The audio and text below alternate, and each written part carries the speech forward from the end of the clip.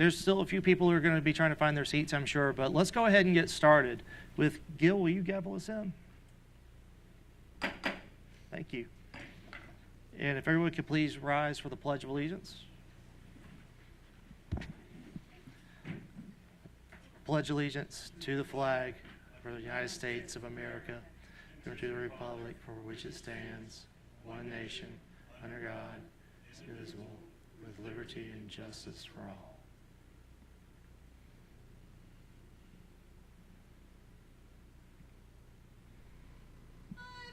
Oh, say, can you see by the dawn's early light what so proudly we hailed at the twilight's last gleaming, whose broad stripes and bright stars through the perilous fight o'er the ramparts we watched were so gallantly streaming, and the rocket's red glare, the bombs bursting in air, gave proof through the night that our flag was still there. Oh, say does that star-spangled banner yet wave o'er the land of the free and the home of the brave. Thank you. Please be seated. Gil, would you like to give your update? I would love to. Let's do that.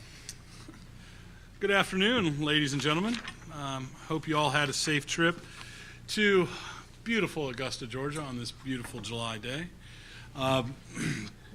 We've had a lot of different little things going on since we last met in Hilton Head, and just want to share with you a little bit about that and to see if I can figure out how to work this little gizmo. I did not. Where do I turn it on?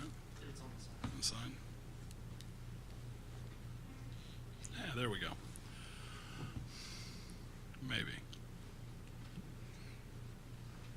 There. Oh. We had an opportunity to give a presentation at the Aiken Rotary Club. Thankfully, I thank you to all the cab members that came out in support. We had a lot of good questions asked about what we do as a cab, what some of our recommendations, and how we go about making our recommendations, and kind of just understanding that. But we also got to share a good bit of information about the current budget, the 2018 budget, is what we're under now, and also talk about fiscal year 2019 and where we see the budget going. We also had public tour outreach. Here we see cab member Eleanor. And what we've had is whenever there's a public tour, the cab does show up and talk to the people in the tour, especially when they're getting ready to go in and learn more about Savannah River Site. It's a nice outreach for the cab, and it's a good way for us to engage the community at large. More public outreach. We got Bobby here, and I'm sorry I can't really see. My head gets crooked around. But then I also want to talk to us a little bit about the budget. It's in fiscal year 2019. As you can see on the screen, you can see what the president's request was. That's going to be our baseline, and then you're going to see what the Senate has decided to appropriate, as well as the House. Now, for those of us that aren't familiar with the budget and how the budget works, this is not a final number yet. But the House and the Senate are in conference. Is my understanding they're in conference right now, working on what the final numbers will be. There are a little bit of concerns here. With salt waste processing facility, SWPF. We know about STU number 6, the big tank that was built, and We are very happy about that. But once SWPF gets up online and starts running, it will fill that huge tank up in 18 months. So if we don't have SDU number 7 ready, we'll have this great $2 billion project running along, processing all this material, and there'll be no place for it to go after 18 months. SDU 7 has not been funded in the budget. That is particularly a concern. We also look at some of the other areas where the money's been cut, but we've been cut in both the House version as well as the Senate, not receiving the request. So we are working on less dollars. As we've talked about in the past, recent past, and we will talk about during this meeting, we do have a looming pension issue where we're going to have to keep funding the pension to our retirees and our future retirees, which is a priority, obviously. They are going to receive their pensions. But with the pension cost rising and us not getting the requested amount is putting a severe hurt on the mission at Savannah Riverside. It's only going to get tighter. So if we don't keep a close eye on the budget, we're going to have some issues. And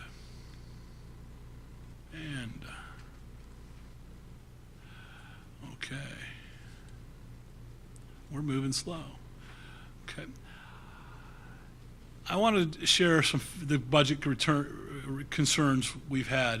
In 2018, the Savannah Riverside requested $1,447,591,000. I speak that out because that's a big number. House of Representatives awarded $1,397,000, or 3.5% less. The Senate awarded $1.425 million, or 2% less than request. That is, you request a budget, you don't expect to get everything. I understand. So a 3% cut and a 2% cut isn't that unreasonable at first sight.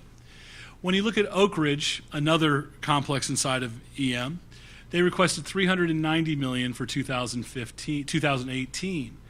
The House of Representatives awarded $461 million, an 18% increase over their request. The Senate awarded $514,771,000. That's 32% more than the request. So that they're receiving more than what they requested. So putting that in light, why is SRS not getting what they're requesting while other sites are getting more? So let's compare, that's a relatively small number than what we compared. So let's compare a site that is larger than us, the only other site that's larger. Hanford budget request for 2018 was $2.3 billion. The House of Representatives awarded $2.35, 2.3% more than requested, and the Senate awarded them $2.5 million, or 8.5% more than what was requested. The House of Representatives in 2018 awarded 17 DOE sites more than what they requested, 5 sites what they requested, and 6 sites less than what was requested. The Senate awarded 7 DOE sites more than requested, 9 sites what they requested, and only 2 sites less than what was requested. Obviously, we're one of those 2. So that's what we're operating in now. So I use that as a point of what we've just dealt with. Now we move forward to 2019. And our budget request was 1.65. The House awarded us 1.53, 7.5% less than what we requested. The Senate awarded us 1.58, 4.1% less than what we requested. But let's go back and look at those other 2 sites. Oak Ridge requested $226 million. House of Representatives gave them $290 and change, 28.5% more. 28.5% more. Senate awarded them $410 million, 81% more. 81% more than their request. Hanford requested 2.8. House of Representatives awarded them 3.1, 10% more than what they requested. 10% more than they requested. Senate awarded 3.23, 14.5% more than what was requested. So this is particularly frustrating to me. I wish I had an answer, and I wish I could explain to you, how we could go about helping the situation. And I don't know a way to help the situation other than to put a spotlight on it. when we have other sites receiving significantly more money in the complex than what Savannah River site is, and then they ask us to continue to take waste, ask us to continue to do things, and we keep getting less money compared to the other sites. This, to me, and I just picked Oak Ridge and Hanford. We can go through the line by line, but time doesn't allow it to happen. Savannah Riverside has been getting the short end of the stick now for just the 2 years I'm talking about, and we can go back further. So, as we move forward, I've talked to the committee chairs, the committee leads, the executive committee, and I'll continue to talk about in the full board meeting. Everything that we do as a CAB, everything that we do needs to be able to tie to a budgetary dollar. We need to make recommendations that show the headquarters, DOE headquarters, show politicians, show whoever makes the decision what the CAB sees and what needs to be done. There's going to be more conversations. Right now, this budget is not 2019 is not approved. They are in conference, as I understand, House and Senate trying to work it out. So we're talking about some pretty big numbers here. But let's talk about a small number too. $6.5 million. When we're talking about 1.6 or billion, 1.5 billion, 1.5 billion, 6.5 million dollars may not sound like a lot of money. It is. It's a lot of money. Anybody here have $6.5 million laying around they want to lend? But PILT payments for our local community equal out to $6.5 million. Payments in lieu of taxes. Allendale County, Barnwell County, and Aiken County receive PILT payments, payment in lieu of taxes. Right now, as it stands, PILT has not been funded. Now, for a county like Aiken, and I don't know this, but I mean, Aiken may be able to sustain it. But county like Barnwell, they require this PILT payment. They need this PILT payment to keep their county going. Allendale needs the money that they receive from PILT to continue. This is our community. These are in South Carolina. These payments are very important. Now, with PILT, it wasn't funded in fiscal year 2018, and it came out of conference, and it was taken care of, and it was done. So I don't want to sound the alarm bell, but we're starting to talk about things. I mean, we've been talking about things that affect our citizenry, and they affect the people of our community. And so when we sit at the CAB meetings and we're here and we discuss these things, we're talking about real situations. And far too often, unfortunately in life, I see people look at budgets and take a look at budgets and they just kind of glaze over and like, whatever, it is what it is. Unfortunately, it is what it is, but we need to be very focused on it. So I'm excited for the next day and a half of meetings. We have quite a few things to go over. In that, I guess I will bring up the SWPF presentation. Unfortunately, Pam Marks can't be with us, and Pam is, anyone that's been around Pam knows she knows this program backwards and forwards and sideways. Unfortunately, she's not going to be able to be here, but she's not here for a good reason. She was actually called to Washington to talk about budgetary concerns with the House. So, unfortunately, Pam can't be with us, but she's doing something extremely important, trying to get us more dollars. So I know that SWPF will be discussed probably today and in the future. So, but unfortunately, we won't be able to hear that presentation was it this afternoon? Is that when it was? Tomorrow.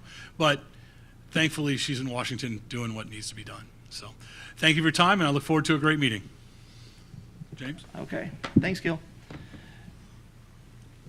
So we know that we have the meeting rules that everybody adheres to. I'm just going to cover them real quick.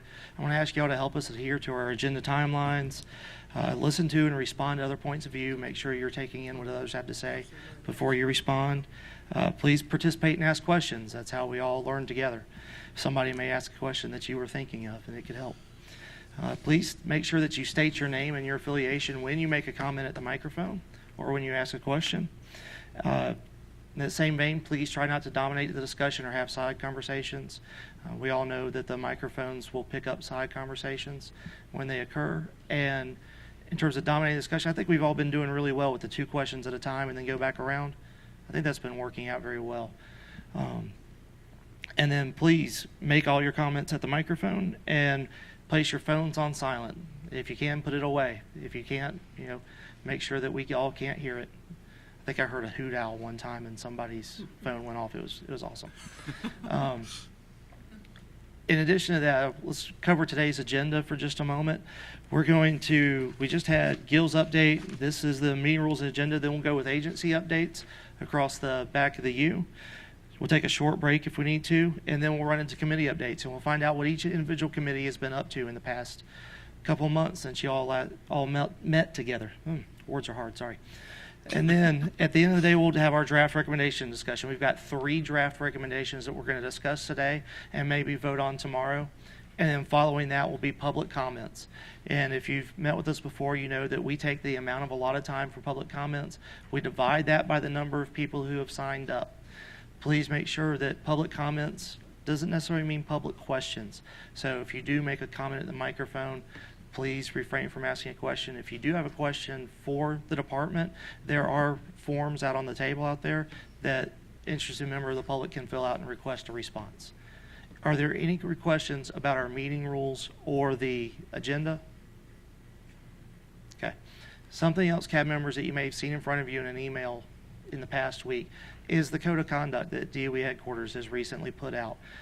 It's very similar in a lot of ways to our meeting rules, but it's not meant to supplant our meeting rules. This is just additional information, additional guidelines that we ask everybody to follow across the EM complex when each individual boards meet. It is something that somebody once asked, well, what does it mean to be a CAB member? What is my expectation of me in terms of behavior at a meeting? This establishes a constant across the complex for everybody. Does anybody have any questions about that code of conduct? Hope you had a chance to read it over the past week. No? Okay. Are we ready to move into the agency? Oh, yeah, Dan.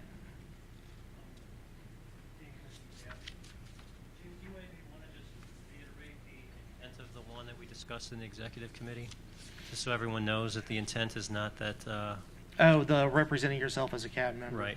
Yeah, there's one in there that a couple of people had read to maybe make it seem like you shouldn't ever go out into the community and tell people you're a CAB member. That's not the intent of that rule. It's okay to tell people you're a CAB member. Just please don't speak on behalf of the CAB. If you talk about issues that are in front of the board, this is the same general rule of thumb that we ask everyone. You can give your opinion, but unless there's a recommendation on it, you don't have the CAB's opinion to give. Does that make sense? Yeah? Okay. Are we ready? Any other questions? Seeing none. Mr. Bundy, would you please tell the board what DOE updates you have for them? Yeah, certainly. Hey, glad to be here this afternoon. Sorry I missed the last meeting. I think I was moving my household goods to South Carolina at the time you met down in Savannah, so I'm glad to make it back here this time.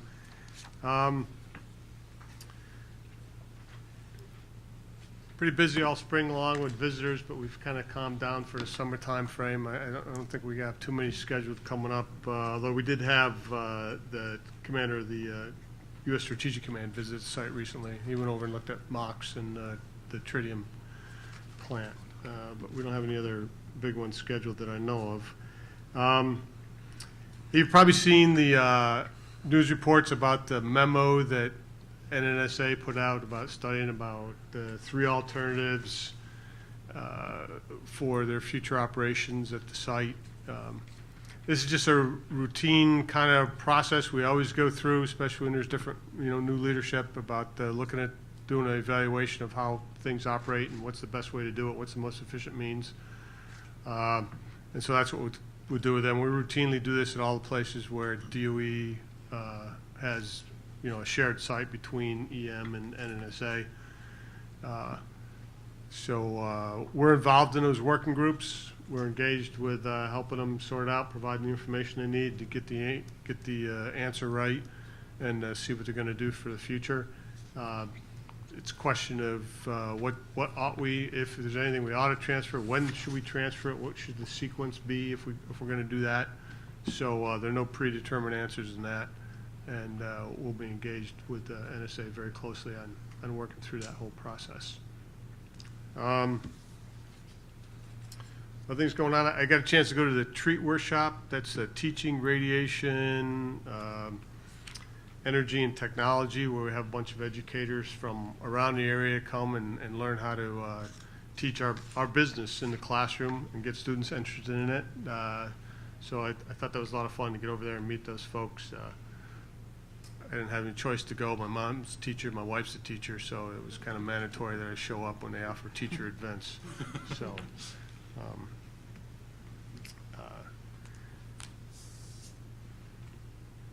so other things are going on, making great progress on a multi-year campaign to repair the roads, some of them which haven't been fixed in more than 20 years. Right now we've got Road F is shut down. It's a primary two-lane road between Aiken and Wellington and a lot of our key sites there. So they're working that through, I think, mostly right through the end of August, I think it's going to take to get that thing, milling the whole thing down and restoring it. But that'll make for a lot better operations, safer operations once we get that done. So we've shifted some traffic around and shifted when people come to work and when they leave to ease the traffic flow. I think it's working out okay right now. And we're reusing the millings out at the Addis Security Training Range. So we're not just filling up a landfill, we're taking those things out there and using it for road surface improvement and dust suppression. So we've so far moved 80 truckloads of material out to Adda Range as we mill down that road.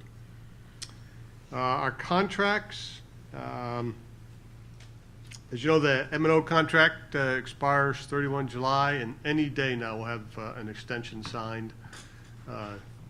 Better be any day now. We have an extension signed to take that contract out for another year as we go through the solicitation process. We're going to have a workshop on 1 August to discuss the scope of work we do under that contract, what are the main technical efforts that we have to achieve over the period of the upcoming contract, make sure all the potential bidders understand what it is we do at the site so that we can have a good, fair playing field as people bid on that future contract. Liquid waste, that one is still going through the acquisition process. As you know, it was protested. We got revised proposals in from all the bidders, and those are all going under evaluation. In the meantime, we've extended the SRR contract out through March of 19 if we need it that long. If we can get the proposals evaluated and a new contract awarded in a shorter time frame, we'll do that too. So that one's still in progress. Site security contract expires next fall, so we've started this solicitation process, started the drafting of the draft RFP to get ready for that. Gil's talked a lot about the budget. We know it's in conference right now. I was up there, Amy Boyette and I went up last week and got a chance to talk to Representative Wilson's staff, Senator Scott and Senator Graham's staff, and to the Appropriations Committee and the Senate side for energy and water.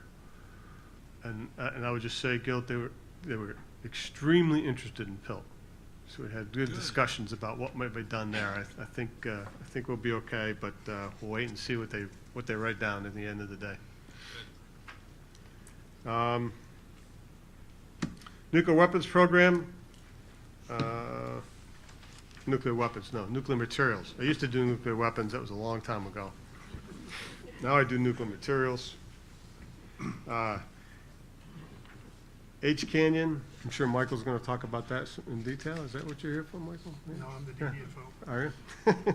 So, as you know, we're processing the HIFER cores and other material out there. So it's the first time we've had really 3 processes going on at one time, 3 feeds coming into the canyon, and it's all working pretty well.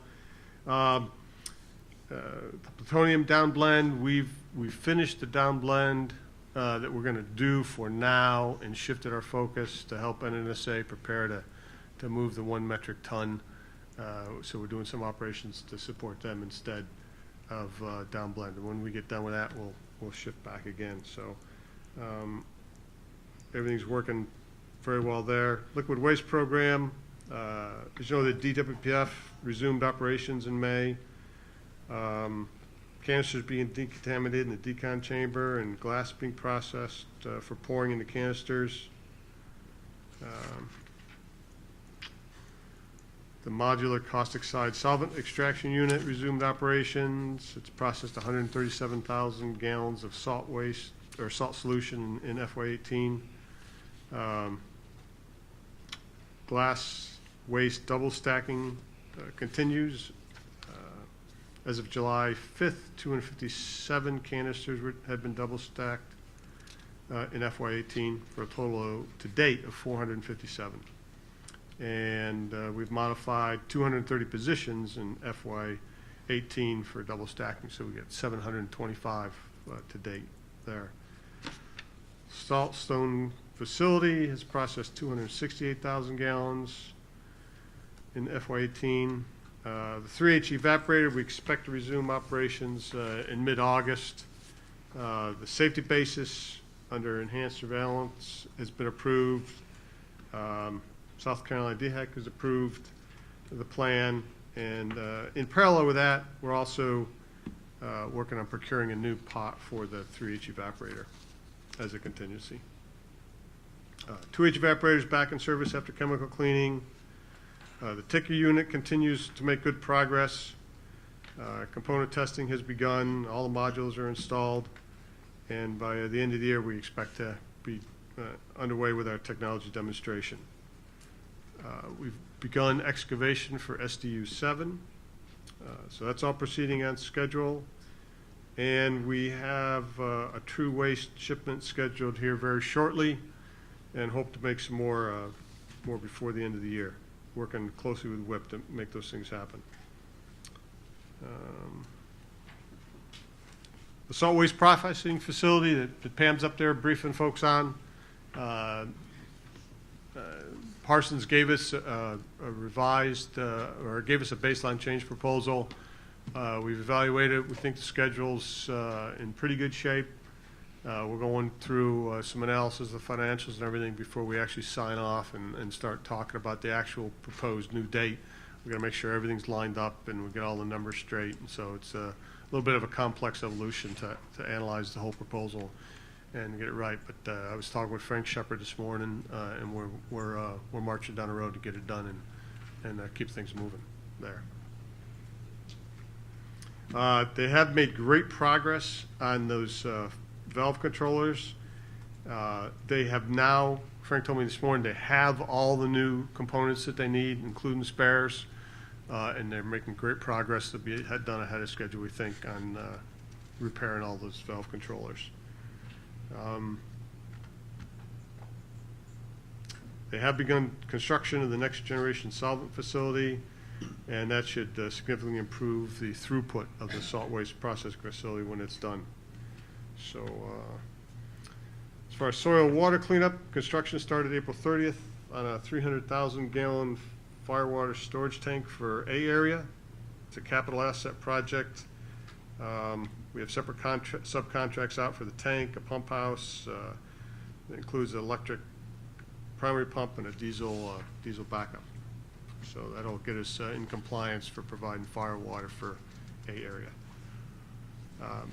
D-Ash project has continued to work ahead of schedule and under cost. They've got all the geosynthetic material positioned, and now we're working on covering it with 20 inches of clean fill topsoil and then the grass and a subsurface drainage system. Over at the Savannah River National Lab, SRNL and Clemson appointed Dr. Brian Powell to a joint faculty position to advance research on environmental remediation and radioactive waste disposal. Dr. Powell holds a field professorship in nuclear, environmental engineering, and science at Clemson.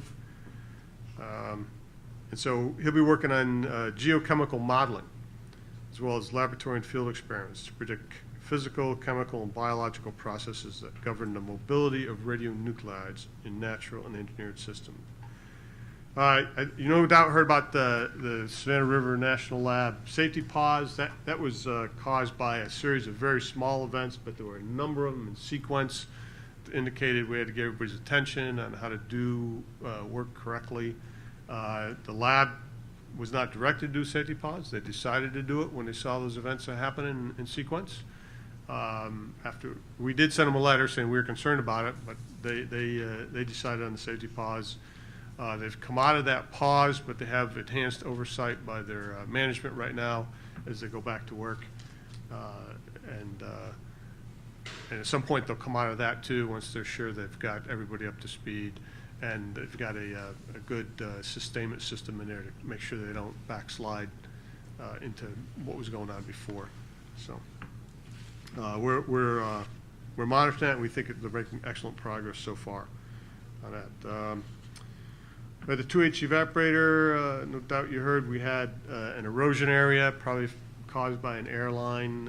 So it was about 4 by 3 by 3.5 feet area, not actually a sinkhole, which are normally caverns underneath that collapse. This is just an erosion area. We've backfilled it already, and I think we're all set with that. We get a number of these. I think we've had like 15 over that tank farm area over many years. Just fairly easy to deal with. We do use ground penetrating radar these days to make sure we understand really the extent of condition, and we haven't got anything bigger going on than we think, and so it all looked good, and we filled it in. We're moving on. Tank 15 did experience a leak into the annulus space. Wasn't a real big leak. Couldn't detect any change in water level either in the tank or in the annulus. The annulus has ventilation in it, so it causes evaporation. So that level didn't go up. The tank level didn't go down. So not a huge fast leak, but we didn't like it. So we made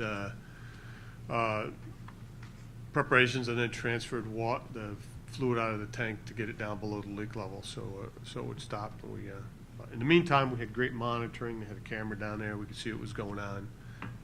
So just emphasized, and I made that point when I was up there talking to our representatives, that's why we need money for the liquid waste program, because we've got to keep moving on this thing. Those tanks aren't getting any better sitting there below ground like they are, so we've got to get on with it.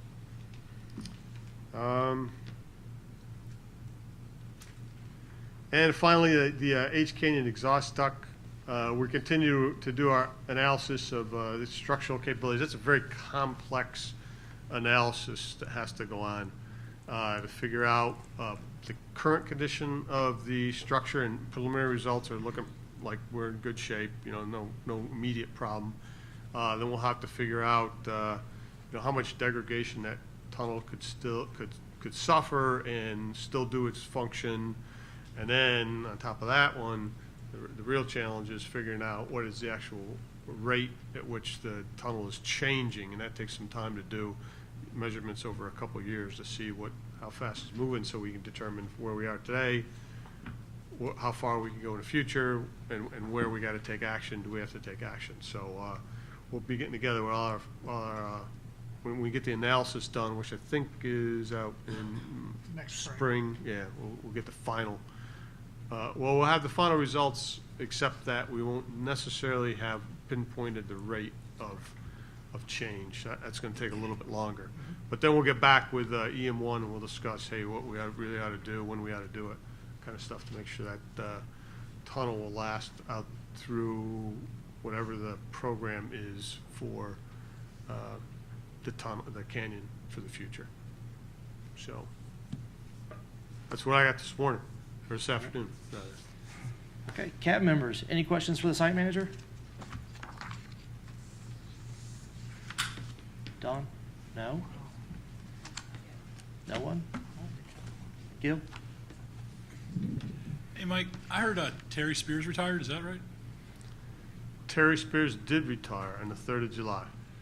Okay. We tried not to let him, but there wasn't much we could do. All right. Is that position going to be filled? It is going to be filled. Oh, okay. Do we know when? Very soon.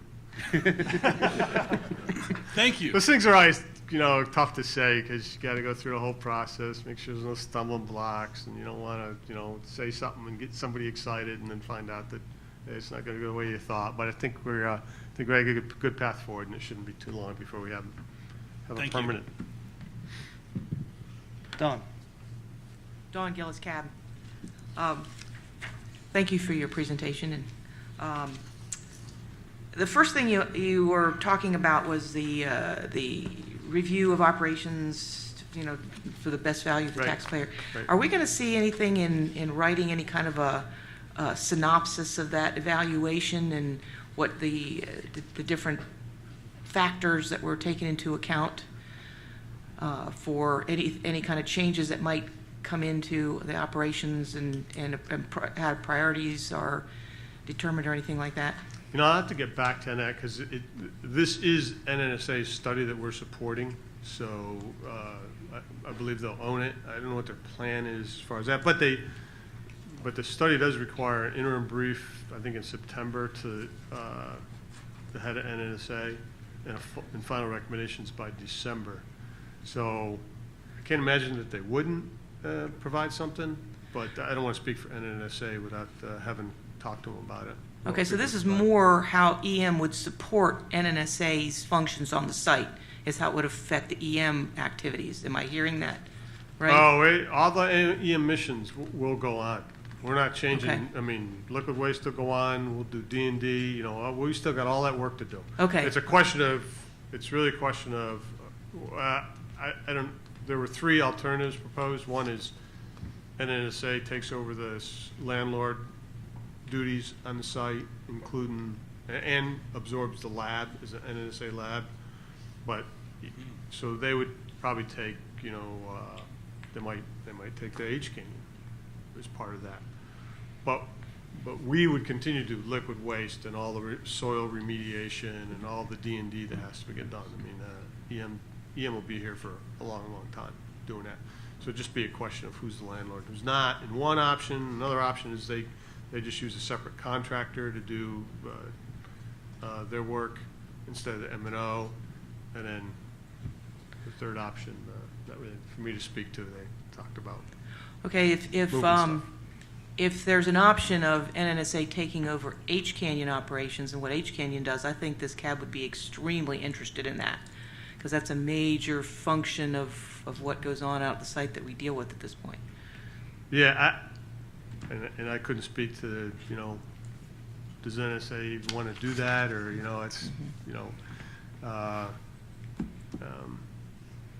but we're actually reviewing, hey, what's the future H Canyon? What things ought we be doing out there? What's the long-term plan there? There's a lot of folks making suggestions on what we ought to do with H Canyon, what we ought to process through there.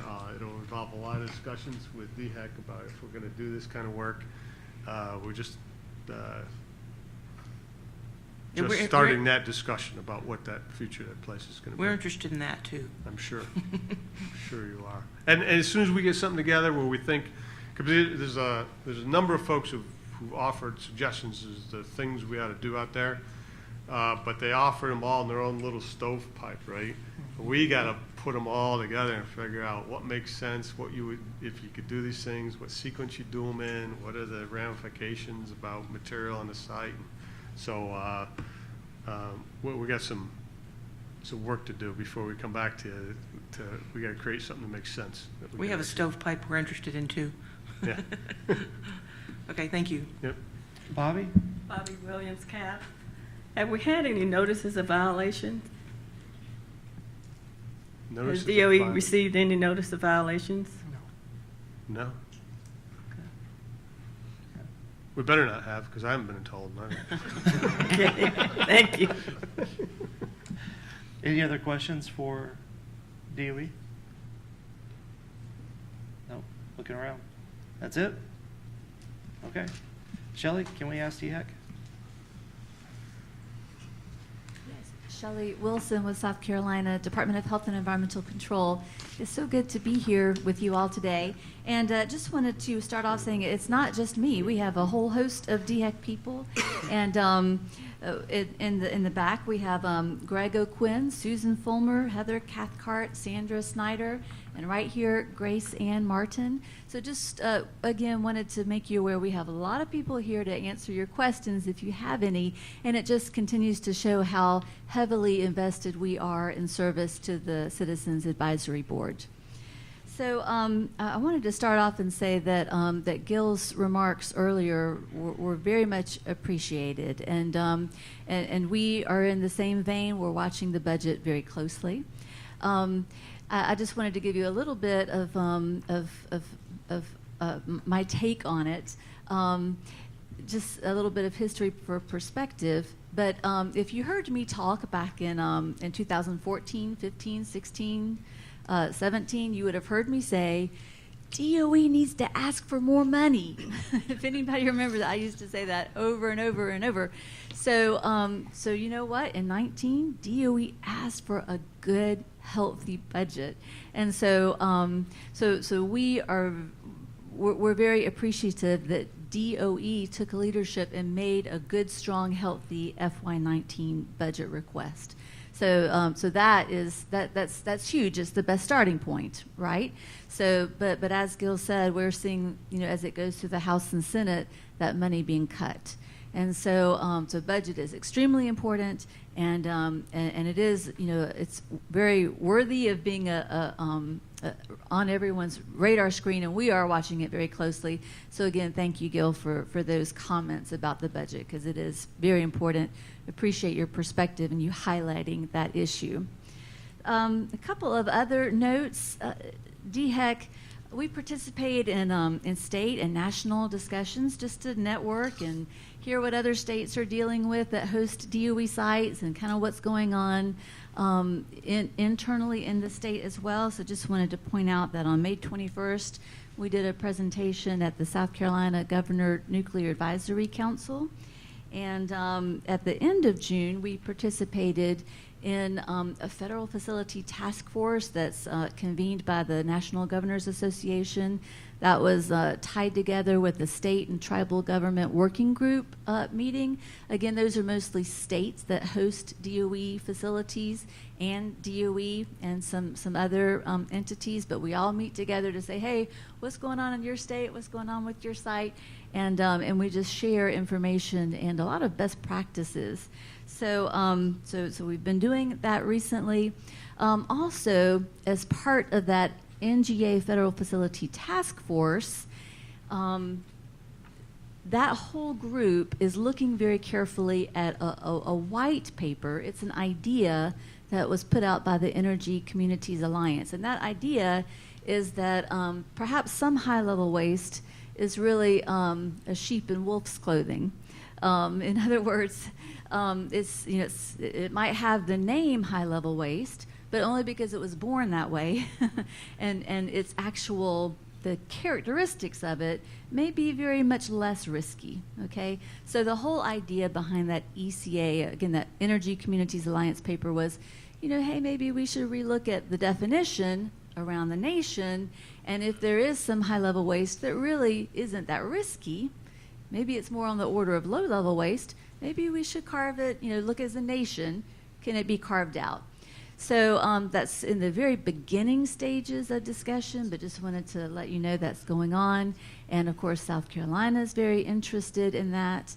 And as part of our participation in that Federal Facility Task Force through the NGA, that group has asked, hey, can we, DOE, we want to stay involved in this discussion. So, so just wanted to let you know that that is going on. If there is a way to cut some things out of that definition that really have a much lower risk, it could save an awful lot of money. But it's an idea that needs a lot of careful consideration and input as we go along. So we're at the very beginning stages right now. So. And then the last thing that I wanted to mention is that you're probably aware that DHEC is looking for another director of our whole organization. And so we've been really looking since the summer of last year.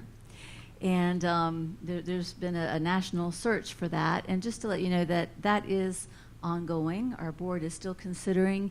And so the current acting director, David Wilson, will stay at DHEC probably through the end of this calendar year. So those are all of the updates. If anyone had any questions? All right, any questions for DHEC? Don? Don Gillis, CAB. I'm really happy to hear about the looking at the actual risk of the waste, and it fits in with some of the things that we've been talking with in the CAB too. So I appreciate that. Anyone else? That's it. Okay. Let's go to Georgia DNR. Sean Ace, Georgia DNR Environmental Radiation Program. Good afternoon. We've had a busy year with the state of Georgia, and we got plenty more coming, I guess. We have a 2-day full-scale exercise with the Department of Agriculture down in Perry, and it's going to be a food-related contamination issue, and we're actually going to have some SRS rep, I believe, is going to be playing in that as well. We have several medical support drills involving hospitals with Plant Hatch coming up in August and September, and exercise with Plant Hatch itself in September. And then we have what's been taking most of our time up this year is we have a 2-day, 3-state ingestion pathway exercise scheduled with Plant Farley for Halloween of all times. So it'll be Florida, Georgia, and Alabama will be playing with that, with a lot of federal participation. Next week, actually, we have a whole week of training with FERMAC out of Nevada. So we've got a lot going on with the state of Georgia. That's it. Any questions for Georgia? Eleanor? Eleanor Hobson, CAB. Food contamination. Yes, ma'am. This will be an exercise. It'll involve a fictitious chicken canning plant and also chicken of the sea plant located down in Vidalia. Oh, It'll be contaminated with radioactive material. okay, what about crops and plants and gardens? This exercise will be focused primarily on the exercise will be like a terrorist type event. Something would be contaminated. And the state of Georgia Department of Agriculture has a radiological response team. They'll be playing, numerous state and local agencies will be playing how to deal with an incident like this, and the RAP team as well, I believe, will be playing from SRS. What time of the year? It's August the 15th and 16th in Perry, Georgia. Thank you. Yes, ma'am. Anything else for Georgia? Okay.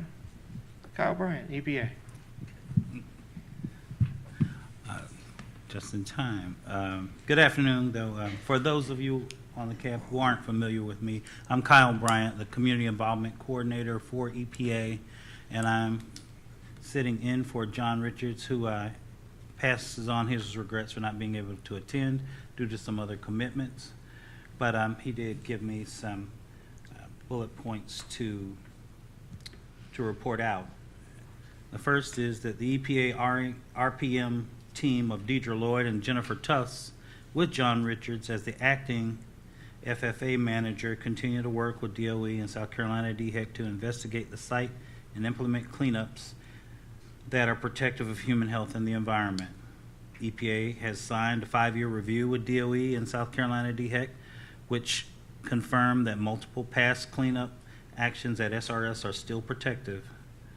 EPA signed the Dunbarton Bay Record of Decision with DOE and South Carolina DHEC to start the decision to excavate coal ash that spilled out of the old P area ash basin.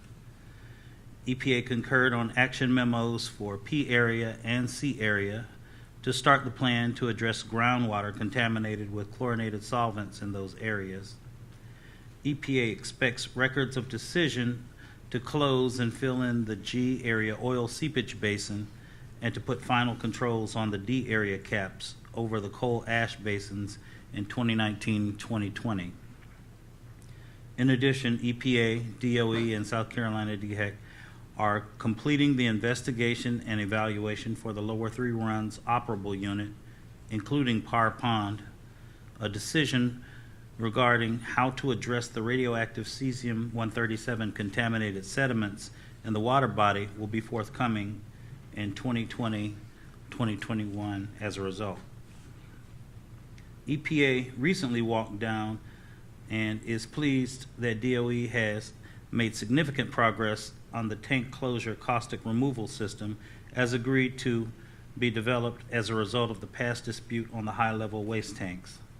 When the system becomes operational in 2019, EPA expects it will accelerate the cleanup and closure of the high-level waste tanks that are far behind schedule due to the failure of the salt waste processing facility to be completed and operational on the original time frame.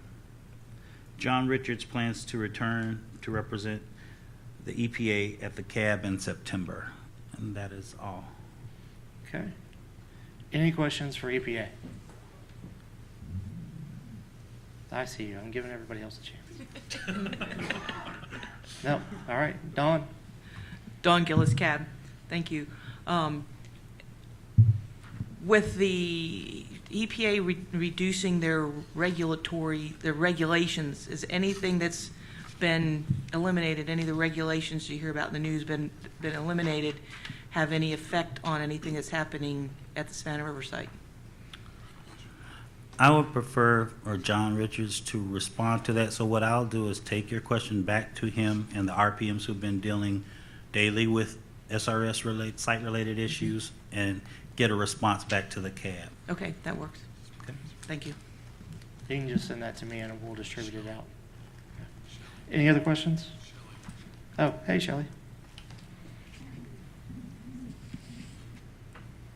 Shelley Wilson. So Don, I'll give a little bit of a state perspective on your question.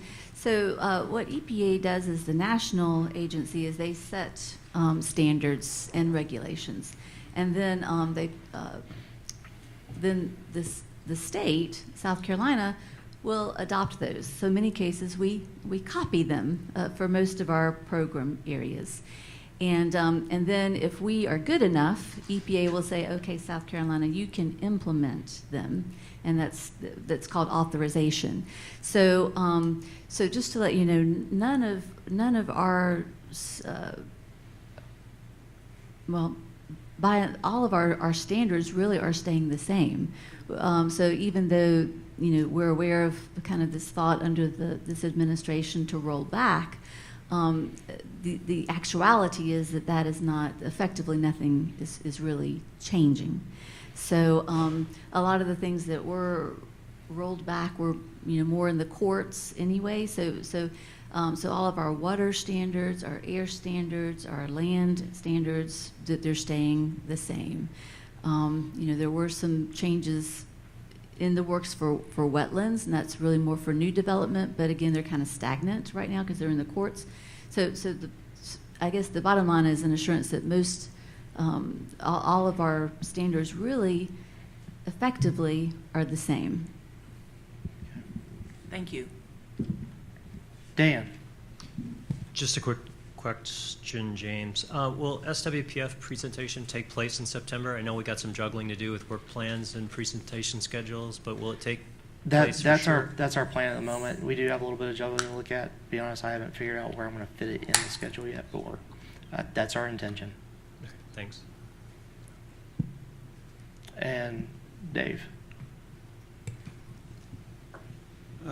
Just to follow up on Dawn's, Dave Vavakis, CAB, just to follow up on Dawn's question, a little more specific. I read that last Wednesday EPA made some regulatory changes with regarding coal ash, that they're waiving some requirements for monitoring groundwater, and they're also easing pollution standards and groundwater monitoring standards for several substances. And does any of that affect what's going on at the site? Do you know? Again, I'll defer to John Richards to answer those specific questions about site-related technical issues. But I will also say that, the groundwater issues, well, water is a separate division at EPA, and the RPMs consult with other divisions about pertinent issues regarding those media programs. But I will pass that information along to the RPM team and let them address that more specifically. Thank you. Okay. Any other questions for EPA? How about Shelley? Shelley Wilson. So you might be hearing more than you want to on this. But again, I'll just add, even if EPA changed something, in many cases, South Carolina would have to actually change it in our standards and regulations as well for it to be effective in South Carolina. So I'm not sure of the specific rulemaking that you're discussing, that there are some standards that that are a little different, but if you could let me know the specific one you're thinking of, I can see if there's any impact in South Carolina.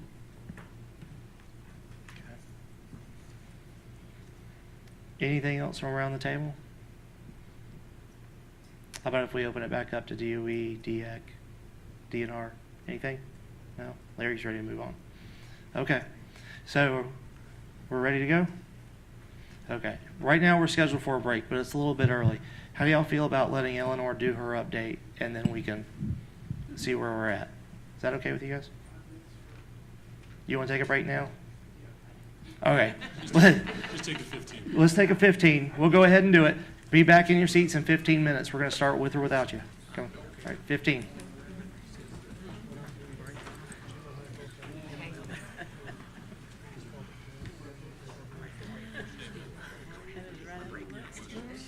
Might not make another.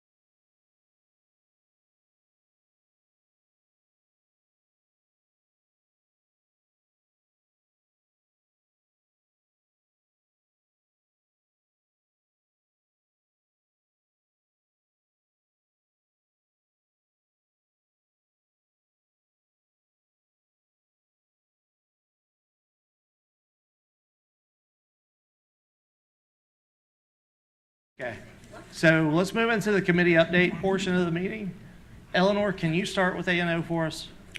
Yes. Eleanor Hobson, CAB, Administrative and Outreach Committee Chair. Good afternoon. Welcome to Augusta. The Administrative and Outreach Committee will meet after this meeting this afternoon. We are asking for members. We constantly ask for members. We will review membership applications. We are not closing the application deadlines at this point. We are just asking for membership, and we are considering those who have applied at this time. We are continuing with our outreach opportunities and our public tour talks. Committee members, we will meet after this meeting this afternoon. Any question for Eleanor or A&O? Greg? Greg Murray, CAP. Eleanor, how many applications do we have at this point? We have 9 right now, so it's a little bit smaller pool than we have had in the past. Any other questions for Eleanor or Administrative and Outreach? No? Okay. Thank you, Eleanor. You're welcome. Joyce, will you fill everybody in on what FDSR did last month? Yes, hello. I'm Joyce Underwood, Chair of the Facilities Dispensation and Site Remediation Committee, and welcome to Augusta. So, there are no open or pending recommendations right now. However, I have spoken with my co-chair Narinder and our point of contact Avery, James, and the executive committee about the possibility of collapsing our committee. However, upon further discussion, we realized that we need to talk to the full board about this, and it's not the goal to get rid of the committee. However, it's been 2.5 years and we've only had 1 recommendation in that time. So if we're not creating recommendations from the committee, we need to figure out why that is. So we think that the best thing to do is try and realign all of the CAB committees with the DOE SR organization's work scope so that perhaps we can generate more and better recommendations.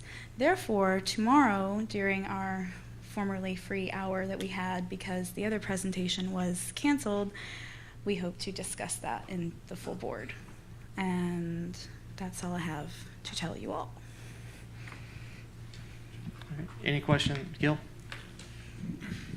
Thanks, Joyce. Just a little more clarification on what Joyce said. And during executive committee today, it was brought up as a possibility of maybe terminating facilities disposition and site remediation and rolling it into another committee. It was a discussion, and after the executive committee spoke, felt it was more of a full board committee discussion. And with us coming up on the work plan for 2019 in 3 meetings, we felt it was important to have this conversation as soon as possible. So tomorrow, as we do discuss this, we'd like as many ideas as possible as to maybe refocusing each committee on what exactly they would cover. We know there's a lot of overlap between FDSR and strategic and legacy management, so maybe make those a little more clear. Or if the discussion is that maybe there's no longer a need for FDSR, we can move in that direction as well. So tomorrow is just an opening conversation, but I would appreciate everyone to think on that overnight and bring your thoughts and to the meeting tomorrow, and we can discuss what Joyce talked about a little bit more in depth. Okay? So outside of that, since we're going to talk about it tomorrow, are there any other questions for FDSR? Greg? Greg Murray, CAB. Either Gil or Joyce, I'm wondering if this is something appropriate also to possibly talk about at the Administrative and Outreach Committee meeting today. Not today. Do I defer to Eleanor?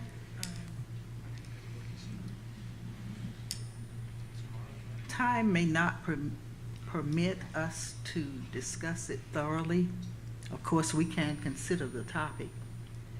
However, we are working very closely with our applications this afternoon. If time will permit, we will discuss it. Thank you. And Greg, to give you a little bit of insight, the executive committee, during that discussion, it became pretty clear that we felt that a change, if the change was to eliminate a committee, we felt it was a full cab situation. So the idea of having one committee discuss this was not consensusly not popular, if that makes sense. So we did feel that it was necessary to have it as a full board discussion. Okay. Any others, questions?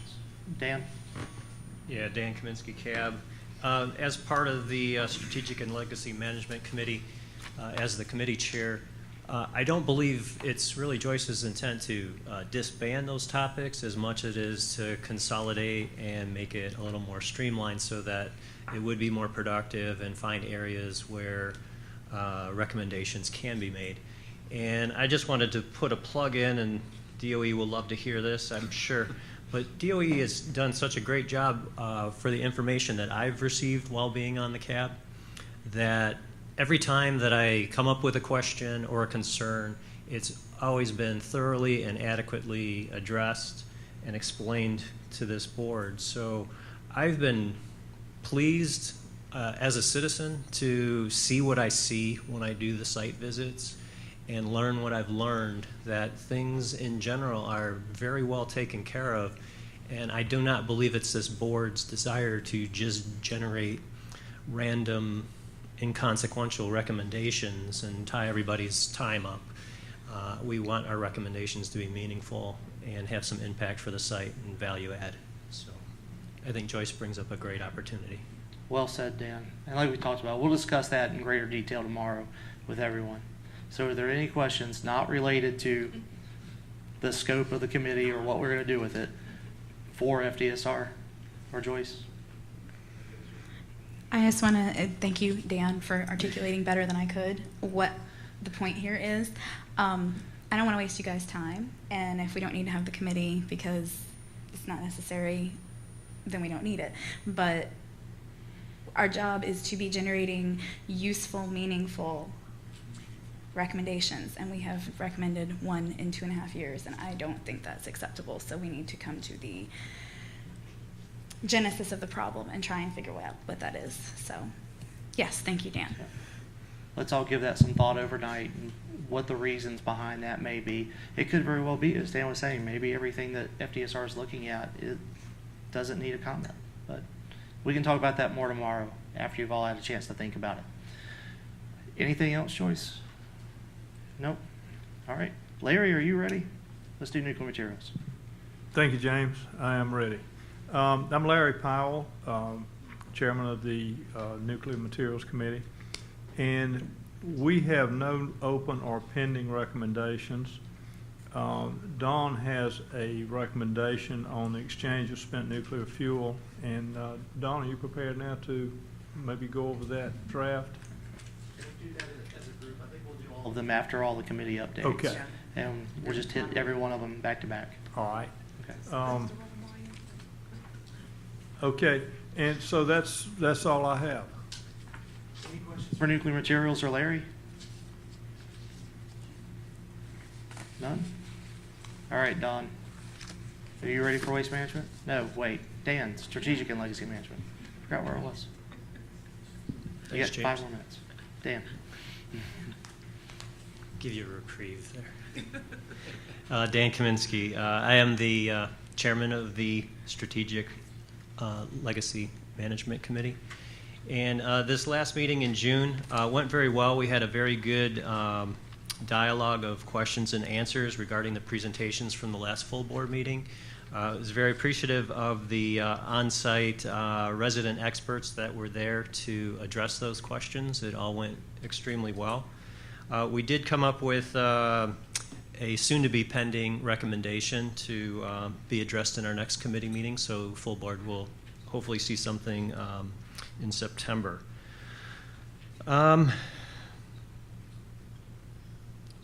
The other thing I just wanted to address, and also what was received just a little bit late to discuss in our committee for recommendation for closure or acceptance or any rebuttal. We did receive the pension response shortly after, or I think just before our meeting in June. Either way, we couldn't completely discuss it for closure, but that does fall under our purview since the ad hoc committee was sponsored by SLM. And I believe we have one presentation tomorrow. Okay, so I'm looking forward to learning about the Price-Anderson Act. No, Narendra not me asked for that? specifically. Someone else had the great idea. So. Yeah. It should be interesting. All right. Any, Actually, could you go back to my work plan, please? yep. Do And we we'll- have a community reuse organization? Not this time. He was busy for this month while we're shifting it over to September. Okay, thank you. That's the only Yeah. question I had. All right. Any questions for strategic and legacy management?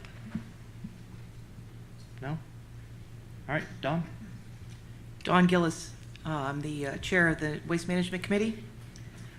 We actually had quite a busy committee meeting this last time. We have 2 open recommendations that we are recommending to close. 352, the glass waste storage, and 353, DWPF, additional failed equipment storage. James, what's the process? Now we just Whenever it comes up, or not whenever, we know when it's going to come up. Tomorrow at the end of the day, before we do the votes on the recommendations, we'll do the closure. we do these 2. You'll just go ahead and explain to the board why the committee is okay with closing it, and we'll take the vote and move on. You didn't give me those recommendations. I got my new ones, but not my old ones. I don't remember. But I do remember that they came back as all the parts were accepted. As far as the DOE was concerned, as from what we gave. So I'm sure we have them in an email somewhere. You do, and on the website. If you remember So- the email I sent you about a week ago, Which reminded one of the everybody to 20 leave. emails you sent in a week For ago? reals. They're available on the website, Yep. so you'll be able to pull them up then. Okay, Look at them so- overnight. If you haven't had a chance to read the responses to recent DOE or recommendations to DOE, please take a chance tonight before tomorrow's meeting and read over those responses. Yeah, we did discuss them pretty thoroughly and came up with that we did vote on to send them up to the full board to close. I do remember that part. We still have one pending, the 354 to reclassify high-level waste. And that one kind of feeds into one of the draft recommendations. So we've got 2 draft recommendations that we'll discuss next, actually. Okay. All right. Outside of the drafts, are there any questions for Waste Management Committee? No? Can Okay. I ask myself a question? I'm just kidding. You can.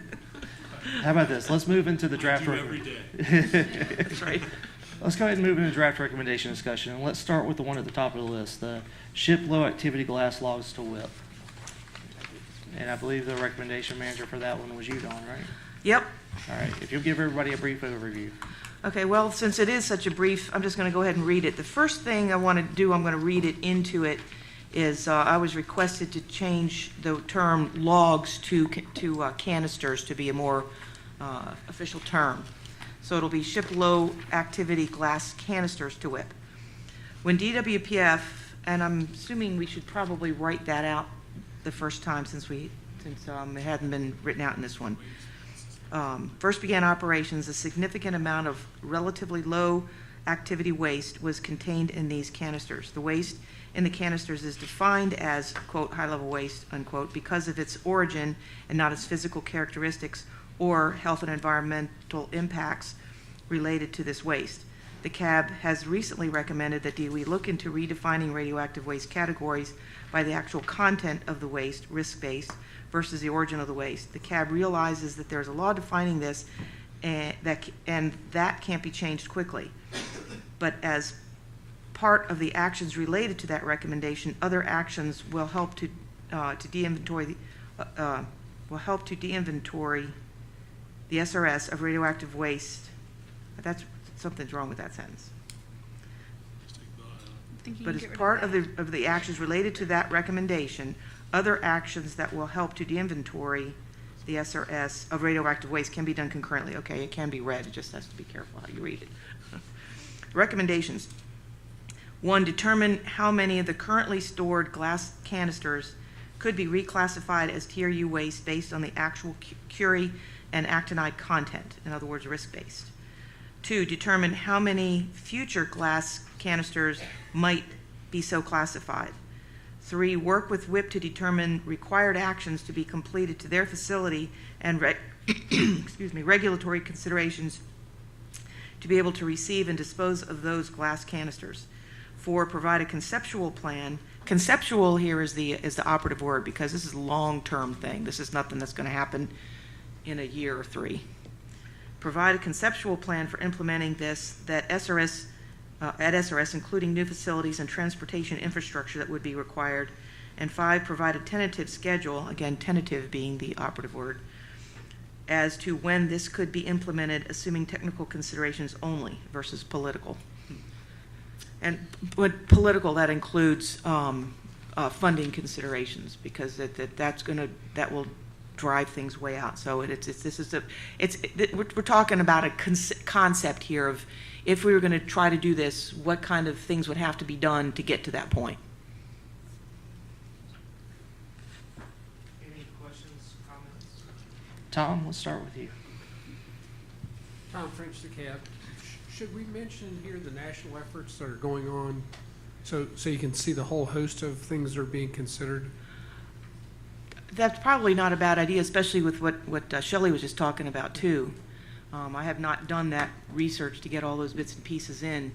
If you're aware of the specific ones with that. I was just thinking maybe we could pick Shelley's brain, since she brain. seems to be in the middle of that. So.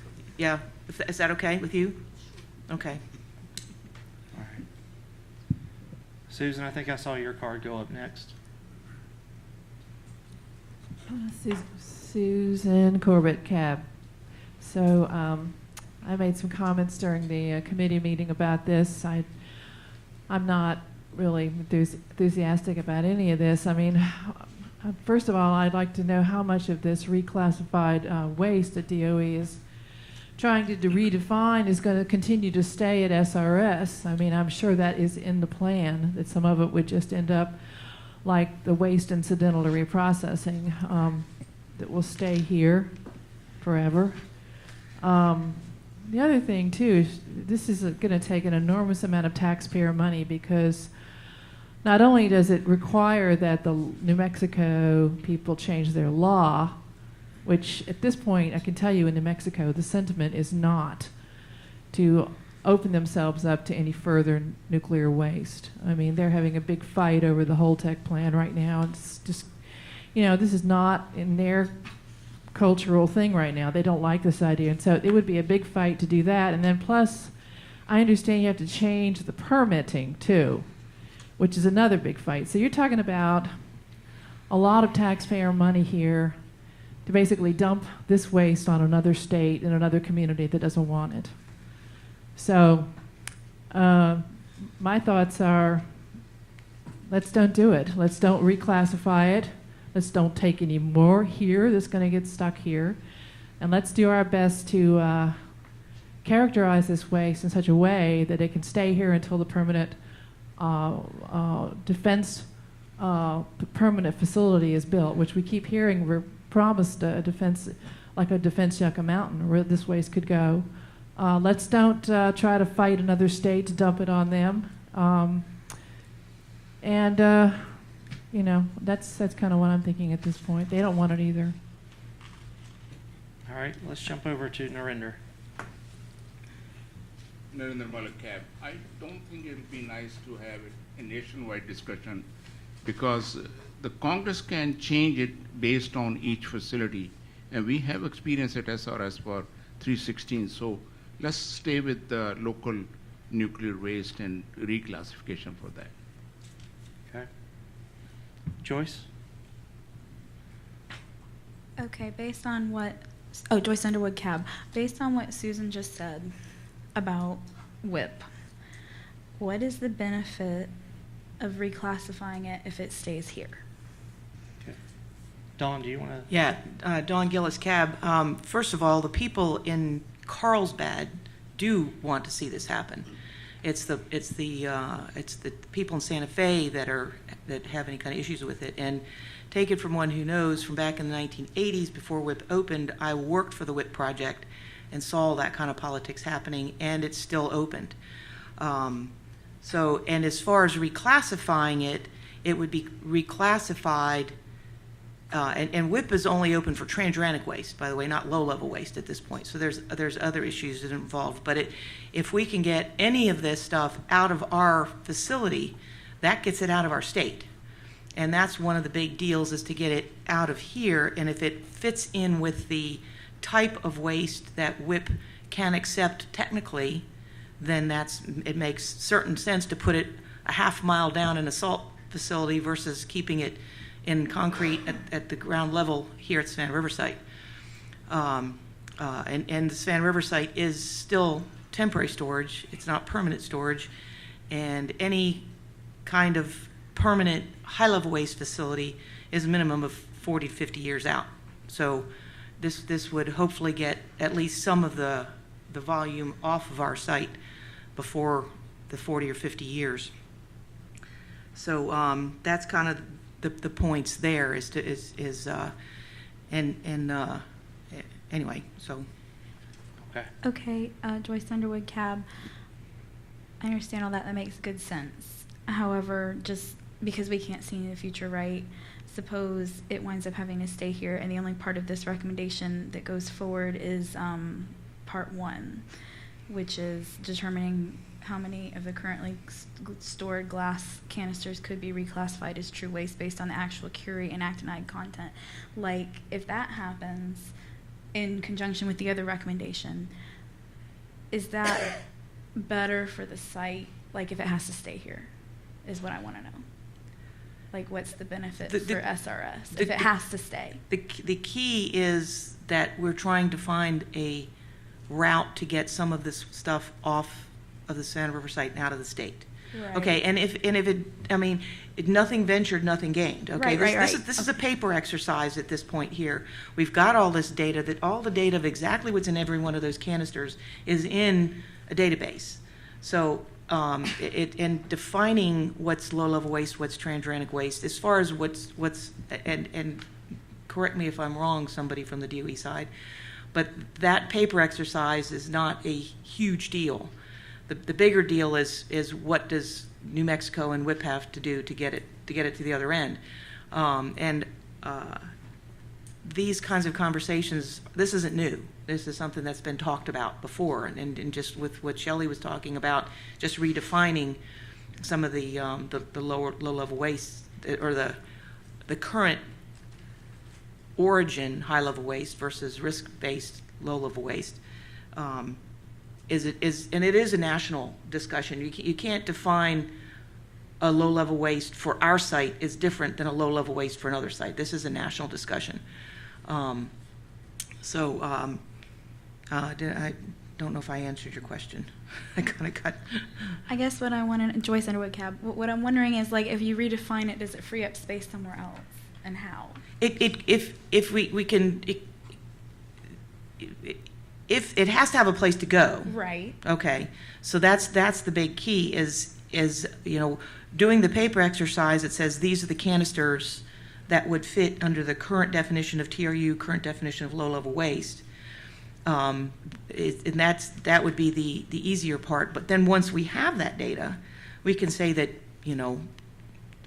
50 or 2,000, whatever the number is, canisters could be disposed of if there's a site to take them. Then the next parts of this whole thing is how do you get to the next sites. Now, when you're talking about a 10-foot high, 2-foot diameter canister, you can't just put that in any low-level waste facility.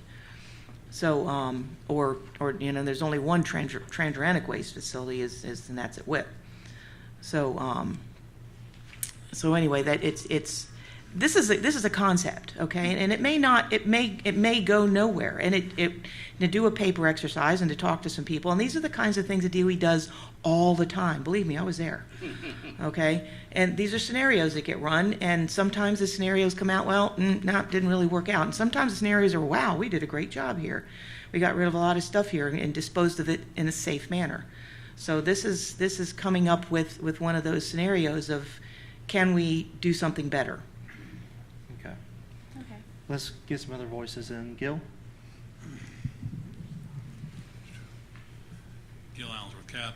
Susan, Doug and I had the opportunity to go to Roswell and Carlsbad a few months back, and while I'm sure there are people in New Mexico that are against WIP expanding their mission, for lack of a better term, if that's not the correct term, we heard from numerous people in the community that spoke to every EM site, basically saying, yes, we want to increase the shipments to WIP. They shared with us plans that where they can, and again, this is Gil speak, so to triple WIP with doing another WIP below the current WIP and doing another WIP above. I mean, you're a half mile down, but they have plans in place to triple their capacity. They believe that they are in a perfect position to step up for the nation and do this. We're not talking about high level waste. Shelley brought up the ECA earlier. I don't know if that's a good thing or a bad thing. I know we've had recommendations about it. But it seems to me that the international community has adopted this standard. And we are still, because the waste was created this way, it's going to remain this way, even though it isn't this way. So it seems to me that WIP is a good idea for this. Now, if it can happen, great. At this point, it can.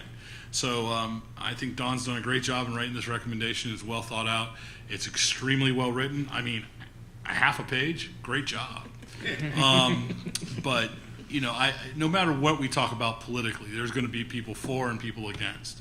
And so I just want to share with you, Susan, is that it's not like we're getting in a fight with New Mexico. There is a succinct group of people in New Mexico that are all for WIP and going with this process moving forward. Okay. Susan? Gail, I hear you, and there are people in this room who believe that Savannah Riverside site should take more waste, and we've heard numerous arguments for that. Does that really speak to the whole community? I don't think so, but I thought it was interesting in your opening comments, you actually said something that I agree with, which is that be still might. Yeah, still might. You said that, here we are opening the door to taking more waste, and yet we're not getting any more money. So this is part of the problem. It's a kind of a DOE sleight of hand that goes on all the time. And so I'm sure that you could, one of the things that might be an interesting thing is to bring some people, because we are constantly talking here about, send it to WIP or send it to Yucca Mountain. And I'm sure that it's just like if you come here to Aiken or go to Barnwell, there are going to be people in the community who see this as some benefit, but does that really reflect the majority opinion? And I think that one of the things that might be interesting is to bring a contingency of people from WIP to this body and have them present the two sides, two positions on the issue, so that we can hear from many voices, because I also have friends and have been in constant dialogue with folks out there, and I think that the state, again, this becomes a state issue, because the state DHAC has to get involved, and the local EPA and everything. And we were talking earlier about trying not to make recommendations that, I don't want to say meaningless, because I appreciate Dawn's desire to get this out of here. We all wish it wasn't here, but I'm not sure that I, in good conscience, can say, let's just recharacterize it and dump it somewhere else, even if there's a small contingency that says they want it. I say we keep it here. If it's so safe, if it's packaged so well, let's sit on it for a while and see where the technology goes in 50, 60 years. and hope for a permanent repository or something a little more scientifically based. I'm just not convinced that shipping it off to WIP is a good answer, and I could never vote for anything like this. Okay, I object a little bit to just the change, the wording of saying just reclassify it. It's not just a reclassification. Right. It's a researched and factually based decision. It's not a just to change it. And Susan, I know you pay attention very closely politically in other states, but I'm not sure what is the small majority and what is the large majority, if there is a larger or a smaller majority. So, what we're talking about here is, an international standard and seeing if it works for us. Now, WIP, bringing people from WIP's a DOE site. So we're talking DOE here, we're talking DOE at WIP. So, we have the same, we're talking to the same people. I don't know, if you wanted to bring a contingency here of people that disagree with it outside of DOE, maybe that's what you're talking about. And with the CAB, that's not who we are. We serve at the pleasure of DOE. So we have to work within that scope. And, I thoroughly hear you. And, well, first of all, thank you for agreeing with something. That was pretty cool. We're looking at we're looking at international standard. We're looking at something science-based, fact-based, and I think that's where we're moving forward at. We'll probably disagree on it, but I just wanted to share with you, my thoughts. I think it's one of my complaints that we don't hear other voices here very often. That's not really who we are. We can get into that at a different time. Get into that. Let's go to Greg first, and then we'll come back over to Narinder. Thank you very much, Greg Murray, the CAB. I tend to think of this, because I'm still learning all the technical details. I'm not sure I'll ever master them to the level that I can have this sort of discussion. But I tend to think of it, at a different level, and it's about government transparency. And to me, if we're talking about a bunch of materials being miscategorized in terms of their danger or lethality or whatever we would like to call it, it seems to me like what we would like to do, or at least I would like to do, is encourage our government officials, regardless of what level that they are, to be transparent. And part of that would be to accurately categorize and classify information. We know, for instance, I used to work in the intelligence community, and we always had accusations against us of over-classifying material at a higher level than it needed to be classified. Well, it sounds to me like that's an issue of what we're discussing now. I personally think that's a problem, and I think we should advocate for, as much as we can, government transparency that is accurate. That's an interesting thought. Yeah. And in fact, I'm going to ask your opinion on that, Don. How much were you thinking of moving the waste versus just getting the correct classification when you were writing? Well, my point, Don Gillis Cab, my point was to have a way to dispose of it. And Okay. if it's categorized, I'd rather use the word categorized than classified, because classified under, documentation and things like that,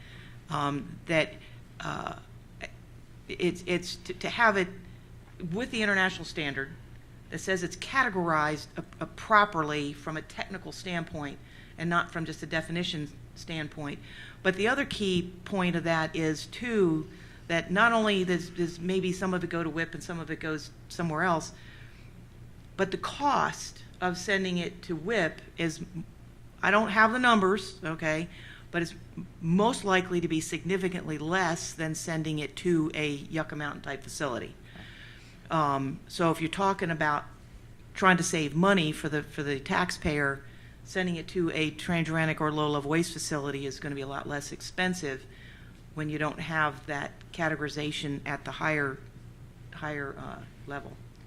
So let's do this. Let's run down the table with the cards that we have up, and then we'll see where we stand. So Narinder, will start with you, and then the latecomer Joyce, and then... Narinder Malakab. I've been reading in the news that some of the members of Congress have gone to visit Yucca Mountain.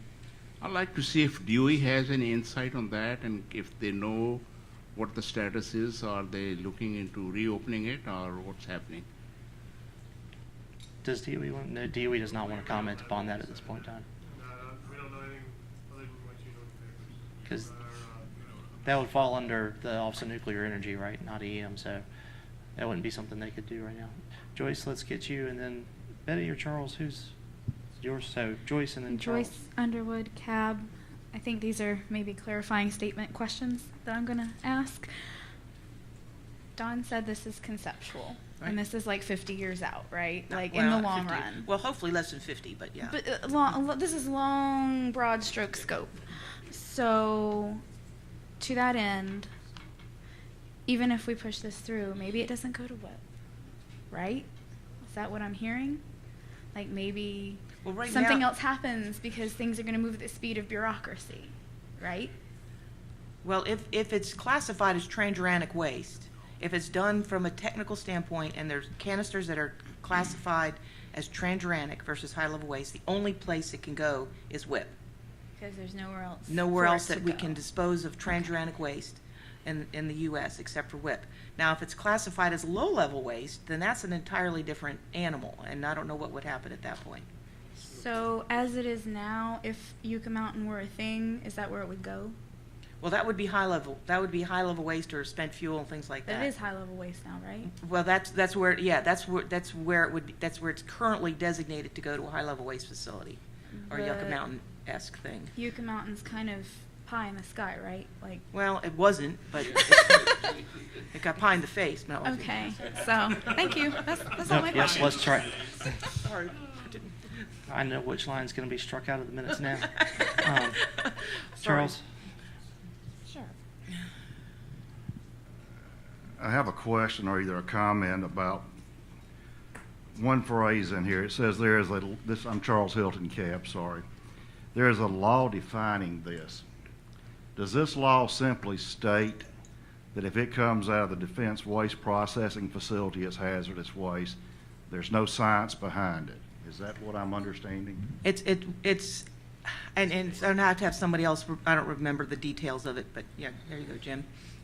Jim Folk, DOE. Yeah, and I appreciate the opportunity because I was going to get up to address Greg's comment because there's a misunderstanding here. When the term was used about misclassifying in order to achieve a higher level or something like that, that's not correct. The definition, and I pulled it up, high-level radioactive waste are the highly radioactive materials produced as a byproduct of the reactions that occur inside nuclear reactors. So take a step back. What we're dealing with is processed spent nuclear fuel that's been through reactors. So there's no choice. By the definition, it is high-level waste. So it's not a case of misclassification. It is high-level waste by definition. By the current definition. Okay? By the current definition. And that's part of what Shelley was referring to. There's an initiative there. There are other initiatives out there to potentially redefine that, so it's based on risk, right? So anyway, it's not related to DWPF. It's solely, once it becomes spent fuel and it's to be dispositioned, it is high-level waste. So it's because of it's where it originates from, not because of any characteristic inherent in it. Okay. All right. Susan? Here's what I'd like to see. Susan Corbett, CAB. Here's what I'd like to see, Don. And actually, this is probably something that would be good criteria for all recommendations.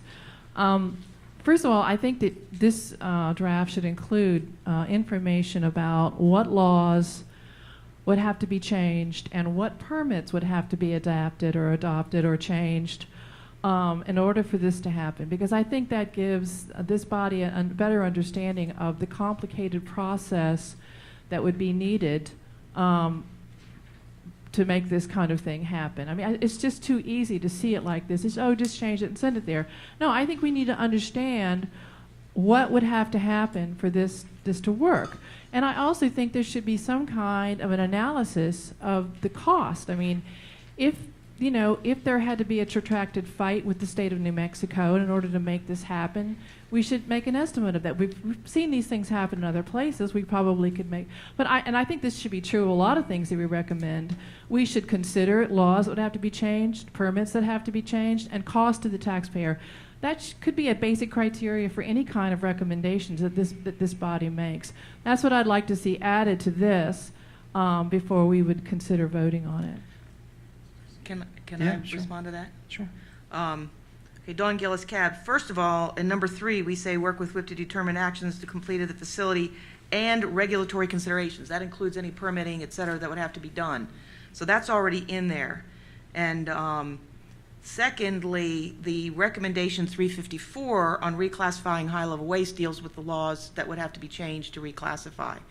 So that's why I've mentioned in here, CAB has recently recommended that DOE look into redefining radioactive waste categories. That's where all those laws would be defined. And so once those laws get defined, what I'm trying to do is get ahead of that. Instead of waiting for that to happen, we already know what the international laws are and what internationally how waste is defined, and that's kind of how this whole thing would be going around what everybody else in the world does. So as far as those considerations are concerned, I think this already covers it. Between the previous recommendation and this one covers those issues. So, Susan, correct me if I'm wrong. I think Dawn, what she was trying to get to is putting those laws into the document itself to paint a picture for the CAB members to understand what all would have to change.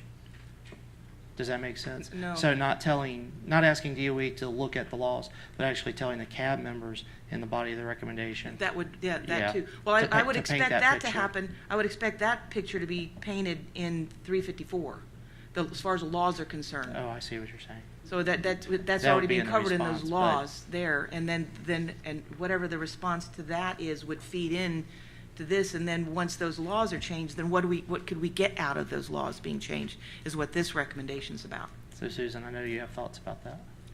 I think it's just all too glib. I think it's too easy to think this looks really great without really understanding, without this body understanding the complex process that would have to happen and the expense of that process. It's like we're advocating for something that we don't really know enough details about. I think that should be fleshed out and made clear to this body of how this would have to happen before it could happen. So it's just my opinion as a taxpayer. Let's come over here. Let's go to Dan and then Gil. Dan Kaminsky, CAB. Susan, I understand your concerns with what we put forward with recommendations. However, I respectfully disagree with this CAB, anyone on this CAB. I don't have an administrative assistant to help me look this stuff up. Yep, I don't know the budget impact of this. That's why we're asking DOE to investigate it to understand if it's a viable thing to go after. They would come back with those budget impacts and their resulting response to our recommendation, but to have us just drown ourselves in stuff. I don't even have enough time for the CAB now with a daytime job. I don't have a legal assistant or a financial assistant. Gil, maybe we need to fix that. Gil. I'm making an assumption and trading off of Dawn. Recommendation 354 did address the request to DOE to explore that. Also, going back to our last full board meeting, we voted in agreement with the EMSSAB, the Site-Specific Advisory Board, for the entire scope. I believe it was Northern Nevada. Was it Nevada or Northern New Mexico? Northern New Mexico, I think. Northern New Mexico actually pushed forward that they are asking DOE to do a analysis to see if this is a good idea. And Northern New Mexico brought it to the all chairs meeting, and we brought it back. Doug and I brought it back to our CAB, and we voted unanimously to accept that recommendation from Northern New Mexico. So we've already 354 has already been passed, going with Dawn, assuming that's the right number, and as well as all the chairs from all the other CABs have asked the CABs to come forward. Now we don't know if every CAB's voted that positively or not. However, it has been put out to all our boards. So, Susan, what you're asking for is being done. Okay, Susan. Thank you, Gil. So, I just think I'm just expressing my concern here that as we go forward with this facility and it's just a little too easy to just say, sure, bring it on in here. We're just going to ship it on out somewhere else. We don't want to get stuck with it. So bring it on in, we'll disposition it somehow, and then we're going to ship it on out to somebody else. I think we just need to be really, really careful not to sign off on things like that, because the best laid plans have not always worked out. And maybe before we sign off on something like this, we should have a presentation from DOE explaining to us how these things would have to happen in New Mexico for this to be able to take place. I mean, what is the law there? What would have to be changed? How would that have to be changed? What is the permitting situation? How would that have to be changed? I just think that you're right. Although if somebody, I could probably provide that information here, but I think I'd rather hear it from DOE. Let them tell us what it would take to make this happen, so that we're not deluded into thinking, oh, gee, yeah, we can take on another mission here, and when we're done, we can just ship it on to New Mexico or Yucca Mountain. I think that's a little bit sloppy and on our part, not to demand to know really exactly how it's going to work, and make sure that it will work and can work, because I'm telling you, all this nuclear waste is a giant nuclear hot potato around the whole country. And it's not as easy as it was for states to suddenly go, oh yeah, we'll take it, because everybody's getting involved in this discussion now. It's not just an isolated community. Just my opinion. That's kind of the point of this whole recommendation, to get DOE to put all that information together and give it to us. That's the whole point of the recommendation. Something to keep in mind, and not speaking directly to what Susan said, but this is kind of piggybacking off of it. When you guys are looking at recommendations that you want to make to the department, you don't always need to keep into account how they're going to implement what your recommendation actually is. If you think that something is a good idea, then by all means tell the department that and let them figure it out, how they're going to accomplish that task. So whether or not something is possible or they have the money for it, I know where my paycheck's coming from. I'm going to say this anyway. That is their problem. Right. You know? Yep, exactly. It's not yours. So keep in mind as you're making recommendations that your recommendations are what you want them to do. And their response to you back is what is feasible and what they can do or how they can accomplish that goal. Okay. Bobby. Bobby Williams, CAP. Don, I think that's a good recommendation that you've worked on. And this is what WIP does. They handle this kind of material. And WIP wants the material. And so I think it's a win-win for Savannah Riverside. We get rid of our waste, and WIP gets it. So it's a win-win for Savannah Riverside and a win for WIP. So I think it's a great recommendation. Okay. Any other thoughts? Especially from folks who haven't spoken up yet. Are there any comments anybody would like to make? Any comments across the table? Dan. Yeah, not to belabor it. The Dan Kaminsky, CAB, the whole intent of Dawn's recommendation is to investigate an alternate path for some of this waste. It's pretty much agreed by, just say common knowledge, that the final repository for high-level nuclear waste is going to be extremely expensive and may not even take place in many of our lifetimes at this rate. And there's a whole lot out there to go in there that there And if you're going to wasn't- fill it with stuff that has such low risk to us, we are going to squander a national resource, and it will be filled in no time flat, and then we'll be wondering what to do with the rest of it, some of which would have very high risk to us. That's, I believe, your intent. Yes. Okay. Any other thoughts? Doug. Doug Howard, Cap. What I would just like to say, and just listening to everybody, is that the committees are set up, from my understanding, so that they can do all the background information, they can do all the research, and then they can come to the committee and present it to us as a committee so that we can understand or be, sold somewhat to speak on what we are voting for. And I just want to make sure that, this is what our intent is on all of our committees. Okay. Any other thoughts? All right, where do we stand on this one? Let me just get some head nods here, folks. Are we ready to vote on this tomorrow? I'm Dawn? gonna get with Shelley at the end Right. here and get that thing on the ECA in here, but it'd just be like a little statement. And otherwise, changing logs to canisters, and it'll be the same Okay. otherwise. Some basic information, you're not going to change the I'm not changing recommendations. anything in the recommendations. Okay. Are we ready to send this to a vote tomorrow? Yeah? Yes. Everybody nod? Yep, yep. We're done talking about this one, huh? All right. Let's move on to the next one. I believe in the list. Hey, Dawn, I think that's you again. True shipments to WIP. Shipments to WIP. Okay, another short one. True shipments to WIP. Background, during the multi-year WIP shutdown from February 2014 to December 2016, all shipments from all facilities had to stop. Before this delay, SRS was well on its way to total de-inventory of all legacy TRU. A portion of this legacy TRU still remains at SRS, as well as any newly generated TRU. However, a much larger inventory of TRU is being generated by the blend down of non-moxable plutonium. As we understand it now, very few shipments are planned annually to WIP from SRS from all TRU sources at SRS. That's legacy, newly generated, and PU blend down.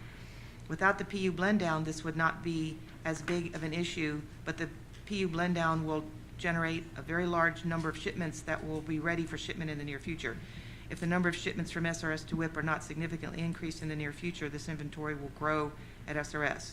The recommendation is that the SRS CAB recommends that DOE SRS work with WIP to accelerate shipments from SRS to WIP, concentrating on a legacy TRU package prior to February 2014. Okay. Questions, comments, concerns about this one? Last discussion, where everybody out? All right, let's go. Dave Isley. Isley, Cap. Dawn, what's the rub? Is it money or? It's WIP can't handle it, or- WIP because they were closed for so long, and there's everybody else out in the complex that has closure requirements and things too, and it's just trying to get some emphasis for Savannah Riverside to get a few more shipments. So the line stopped, but the line is still with the same people in line, so we're in line. We're in line, but I'm not sure how, we ship what, we've got like 6 shipments this year to do, something to that effect. We've done one, I think, I didn't write down anything, so I don't remember, but. Yeah, Jim Folk, DOE. The plan had been that we would get 10 shipments for the year. As of this moment, we have 1 shipment now that they've recertified enough material. So I think Mike mentioned earlier, somewhere in the next month or so, we'll be making that shipment. We're hoping for a second shipment. We have about 115 total to go in the legacy management program. Dave Isley, Cap. Are true packs a problem? Or are there plenty? No, it's not a material problem. What you're faced with is Idaho has a lot of material that's ready to ship. Oak Ridge, various sites, Los Alamos, various sites around the complex, some of which are driven by regulatory requirements. So they're obviously getting a very high priority to move that material out. Remember when February 2014 rolled around, we were at about 95% or so of our legacy material had been shipped. So again, a lot of the push to move our material kind of took a back seat. So right now what we're doing is, we're trying to elbow our way to the bar to get some service on this. And that, I think that's really where Dawn is going to help us get pushed up to the front of the line a little bit.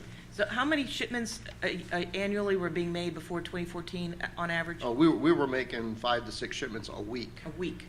Remember, we made 1,500 or 1,600 total shipments through about the 15-year program when we were shipping. So again, we were making great strides. We were just about there when it shut down on us. So we have about 115 shipments to go of legacy material. So one more question for you, Jim. Is WIP fully operating at this point? Are they under what they were before the shutdown? They're certainly not to where they were before. I mean, they have a long-term plan. They started out a couple shipments a week, and they've been slowly working their way up. I don't know what they're ultimately going to be able to do. I don't think they know yet. Obviously they have to work through that process as well. But I mean, we shouldn't be misunderstood. We're working well with them. We have conversations. Matter of fact, their team was here last week talking about some of my material and some of the stuff that New Materials has. So, you know, it's very active, but there are just a lot of drivers trying to get into that material, get access to those shipments. And when the citizens say we want to get a few more out, that might add that one little teeny bit of oomph that might get another couple shipments out. Okay. Narendra? Narendra Malik, Cab. Since WIP was closed for a couple of years, did they make any changes to their WAC for accepting our waste? Yeah, Jim Folk again. They're going through a process that they're calling recertifying the waste. So all of our material had been characterized, meaning X-ray had been done, information had been gathered. Most of it had been certified, meaning it was ready to go. As a result of their accident, they went in and changed their DSA work, some of the DSA requirements, the document safety analysis, sorry. Some of those requirements. Now they have to go back and recertify all the material to ensure that it does meet their new requirements. So that's what's taken a lot of time. Just as an example, over the last 6 to 9 months of the year, we sent 6,000 documents for all that material that we have left to WIP for that recertification. So they have to go through all known information they have. Is the material in the drums consistent with their waste acceptance criteria and that? So it's a very significant effort. We're not downplaying that effort at all. Okay. Narendra Malik, does it have a significant impact on the cost for shipment? I'm sorry, I didn't get that question. Well, because they change so many rules, has it made any dent in our cost for shipment? Not really from a cost perspective. Again, the crew that handles this packaging and shipment is on site. We utilize them for other functions at the time, so it's not really increasing cost. What you probably have is document reproduction would be a cost, and some of that energy, but it's not a significant cost to the program, no. It's very labor intensive and takes time for those guys to get back through the recertification process. Thank you. Any other questions or comments? No? Okay, how do we feel about this one? Are we ready to send this to a vote tomorrow? Yes, no, yes? Everybody says yes? Okay. Dawn, you got one more, don't you? One more. Okay. Get them all done at one time. This one's a little bit longer, but I'm still gonna go ahead and read it. Restart of SRS, INL, SNF exchange. SRS stores two basic types of SNF. I'm going to use spent fuel because it's easier for me to say. Aluminum-based and non-aluminum-based. SRS has the currently operating capability to process the aluminum-based fuel. The reusable uranium is recycled back into the power production off-site disposition, and the unusable portions, fission and activation products, including any small amounts of plutonium in the fuel, are processed through high-level waste operations and end up in the glass canisters, change that to canisters, ready for permanent disposal when it becomes available. Regardless, glass canisters, change that one too, are a far superior long-term storage form compared to spent fuel stored in water. SRS does not currently have a means to process the non-aluminum-based fuels. Dry storage is not a means to process or disposition spent fuel off-site. It is simply another means of storage. However, INL has currently operating means to dry store non-aluminum-based fuel, but not a proven capability for long-term dry storage of their aluminum-based fuel, nor can they process these fuels. Back in 1995, DOE's Record of Decision 1995B for the Spent Fuel Management Programmatic EIS included consolidating spent fuel regionally by type. The ROD stated that SRS would store all aluminum-based fuel and INL would store all non-aluminum-based fuel. Under this ROD, SRS wouldn't ship its non-aluminum-based fuel to INL, I'm getting myself confused here, would ship its non-aluminum-based fuel to INL, and INL would ship its aluminum-based fuel to SRS, referred to as the SRS-INL exchange.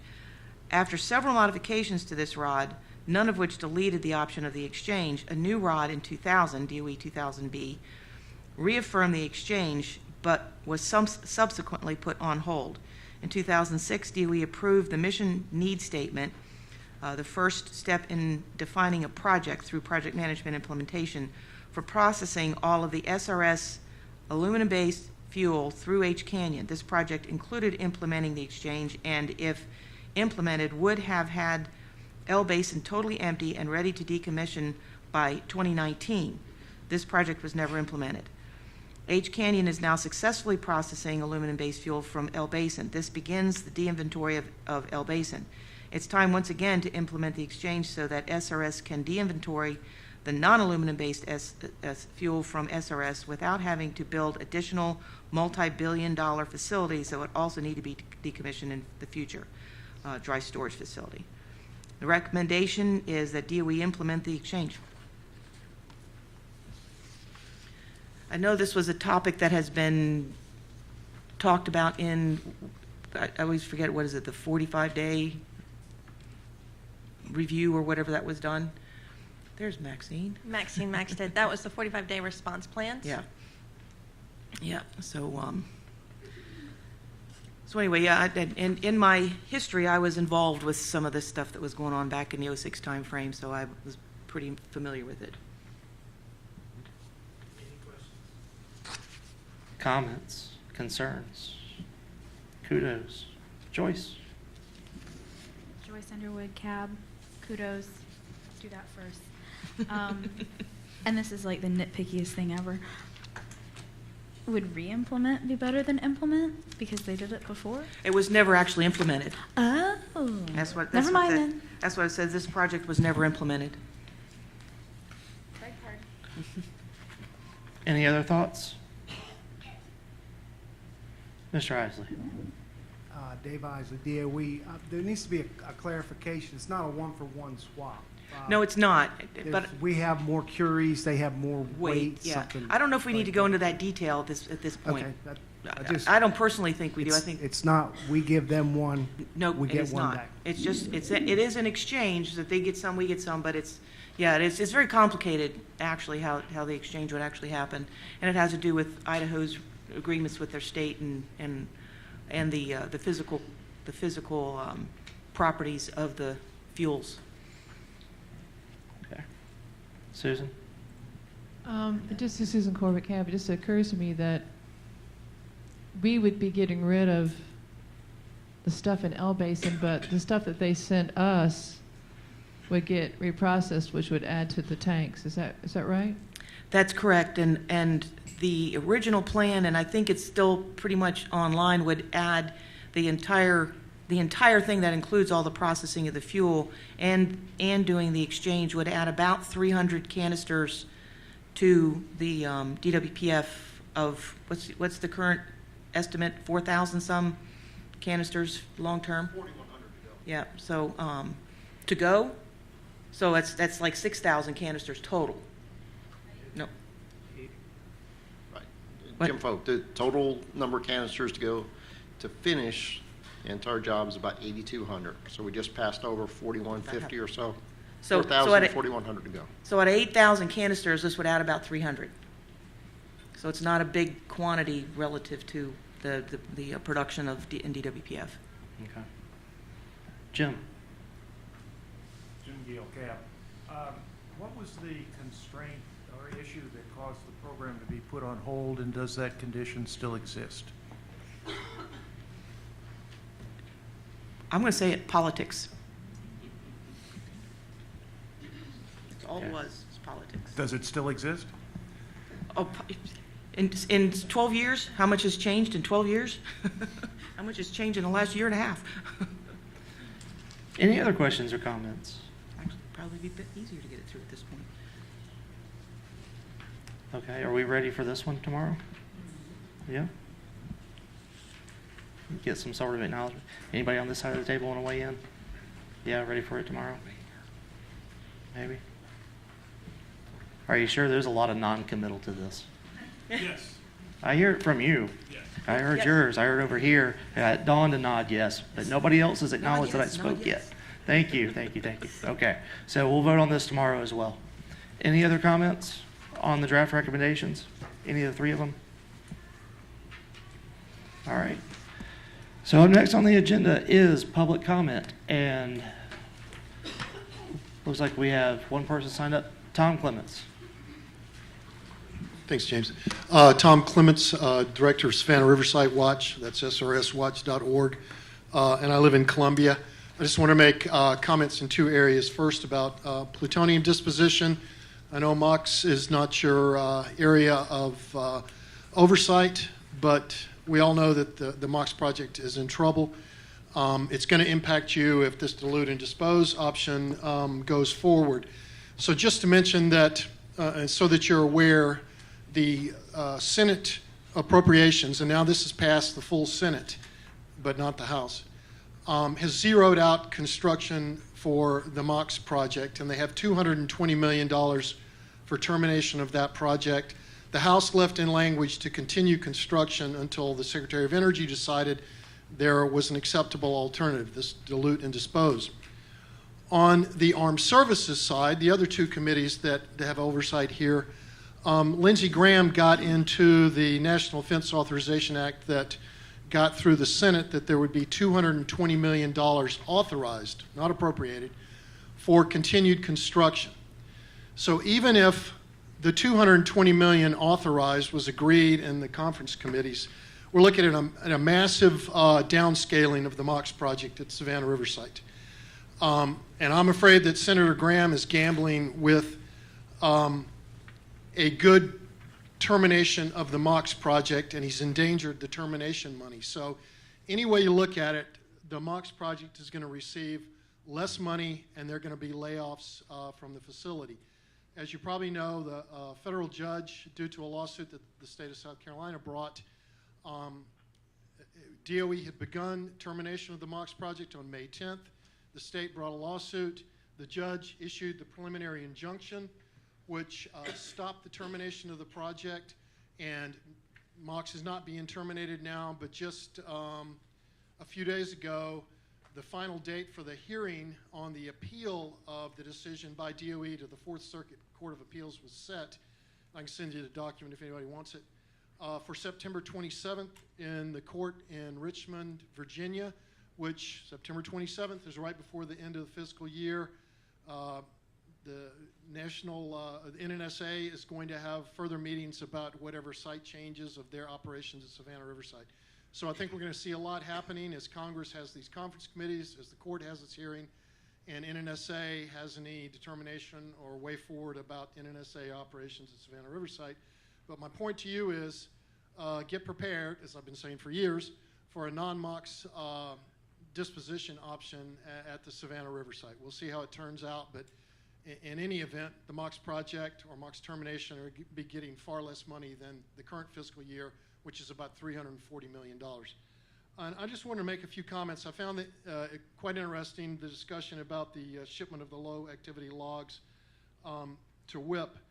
I wanted to underscore a few things. I think it was a good suggestion to outline what relevant laws there are in place and what the permit steps are at the WIP project.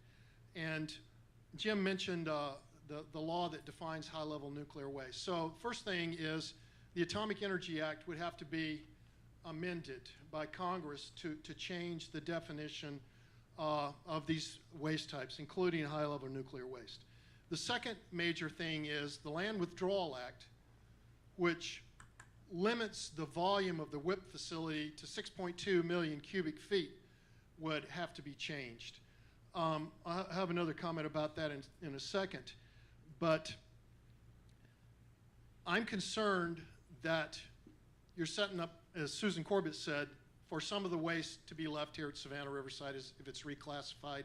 If we're reclassified as a true waste, not only would it go, in my opinion, to the back of any pecking order, but I've been into the WIP facility, so I'm trying to figure out, as I looked at some of the elevators, how this material could be gotten down into WIP in the first place, which is a big question mark to me.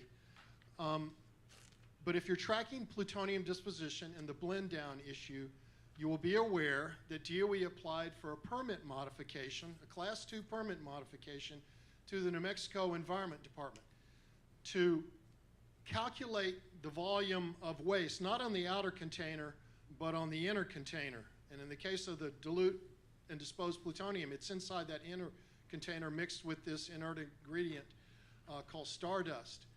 I thought the permit was going to be issued, the Class 2 permit, by the New Mexico Environment Department, but because of the controversy of taking more waste into WIP and changing the volume, which would allow more plutonium into WIP, they did not grant the permit modification back in June, I think, and they've kicked it to a Class 3 permit modification that's going to have a much longer process about recalculating the volume.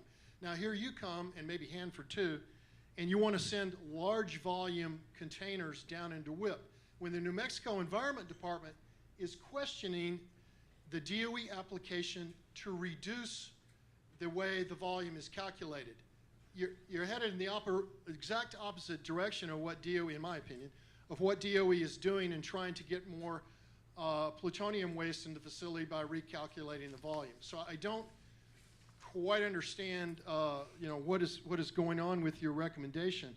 So in my opinion, if DOE is going to respond to this and go through the exercise of calculating the cost, the ability to transport these over the roadway, the ability to put it into the facility, the waste, the heat impact down in the facility, and if the fan system, the ventilation system is adequate, which right now it's barely adequate, I'm confused about where this is going, and in my opinion, if DOE is going to respond to this, they're going to have to address how they anticipate that the Atomic Energy Act and the Land Withdrawal Act are going to be modified so as to allow this option to go forward. Otherwise, in my opinion, they don't really have a basis to respond to this in the wording that you have presented. So I'm a little bit baffled about what this might accomplish, because I think the answer is not going to be exactly what you want. So I'll leave it at those two things. But I'll be here tomorrow and may have another comment when you act on this. Thank you. Thanks, Tom. Is there anybody else from the public who would like to make a comment? Joe?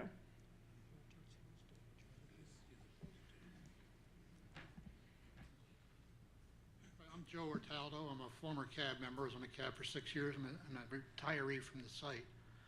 Relative to the recommendations that were made today, I think all three of them you should approve and send forward to see what DOE has to say about them. Relative to the exchange, that's something that's been around a long time, the exchange between Idaho and the site.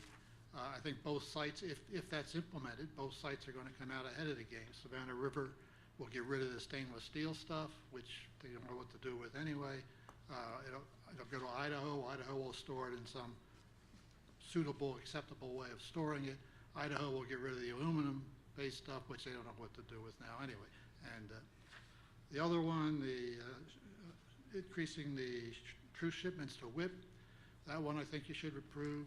As Dawn pointed out, there's going to be more true waste generated with the plutonium program.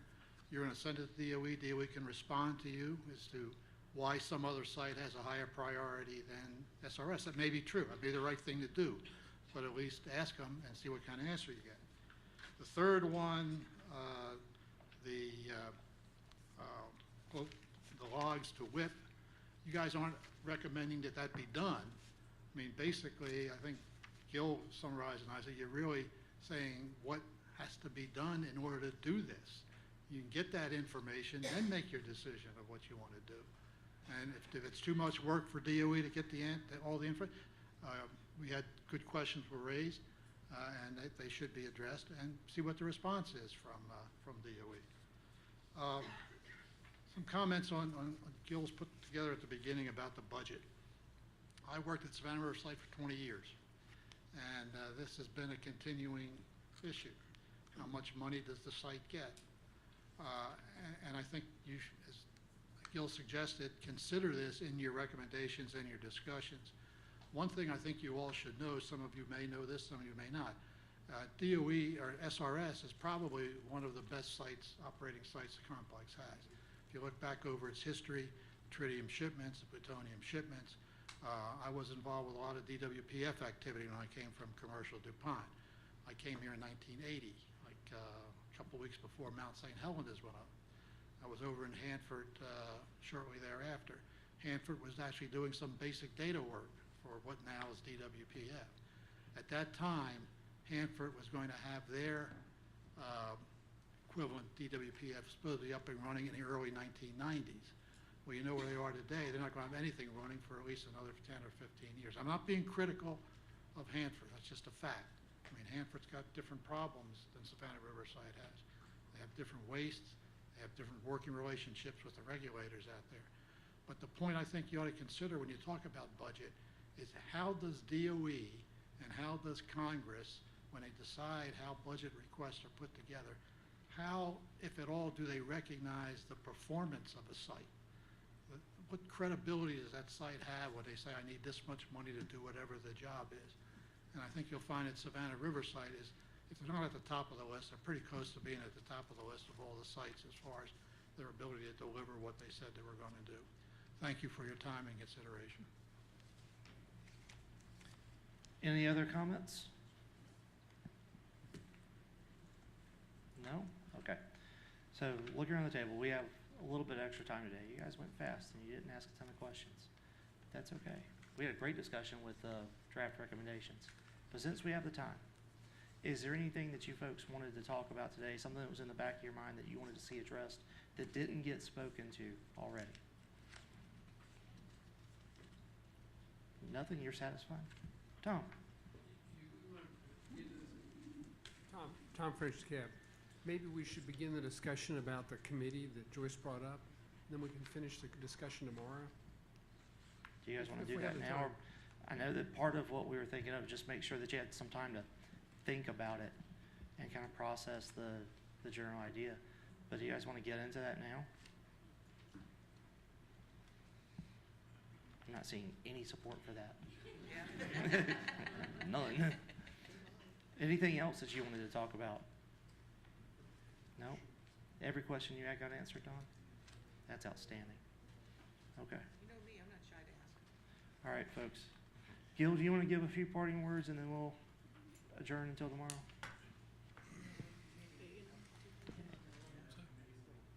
Yeah, that was. For the ANO committee committee members, please, we're going to do it next door, Eleanor? Okay. Right across the hall from here. It's an important meeting. Please make every effort to attend. Good discussion today. I look forward to more discussion tomorrow. I thank everyone for coming out. And what time do we meet? No, tomorrow morning. Okay, so be here at 9:30. Joke. James does not like that joke, but I do. Anyway, have a...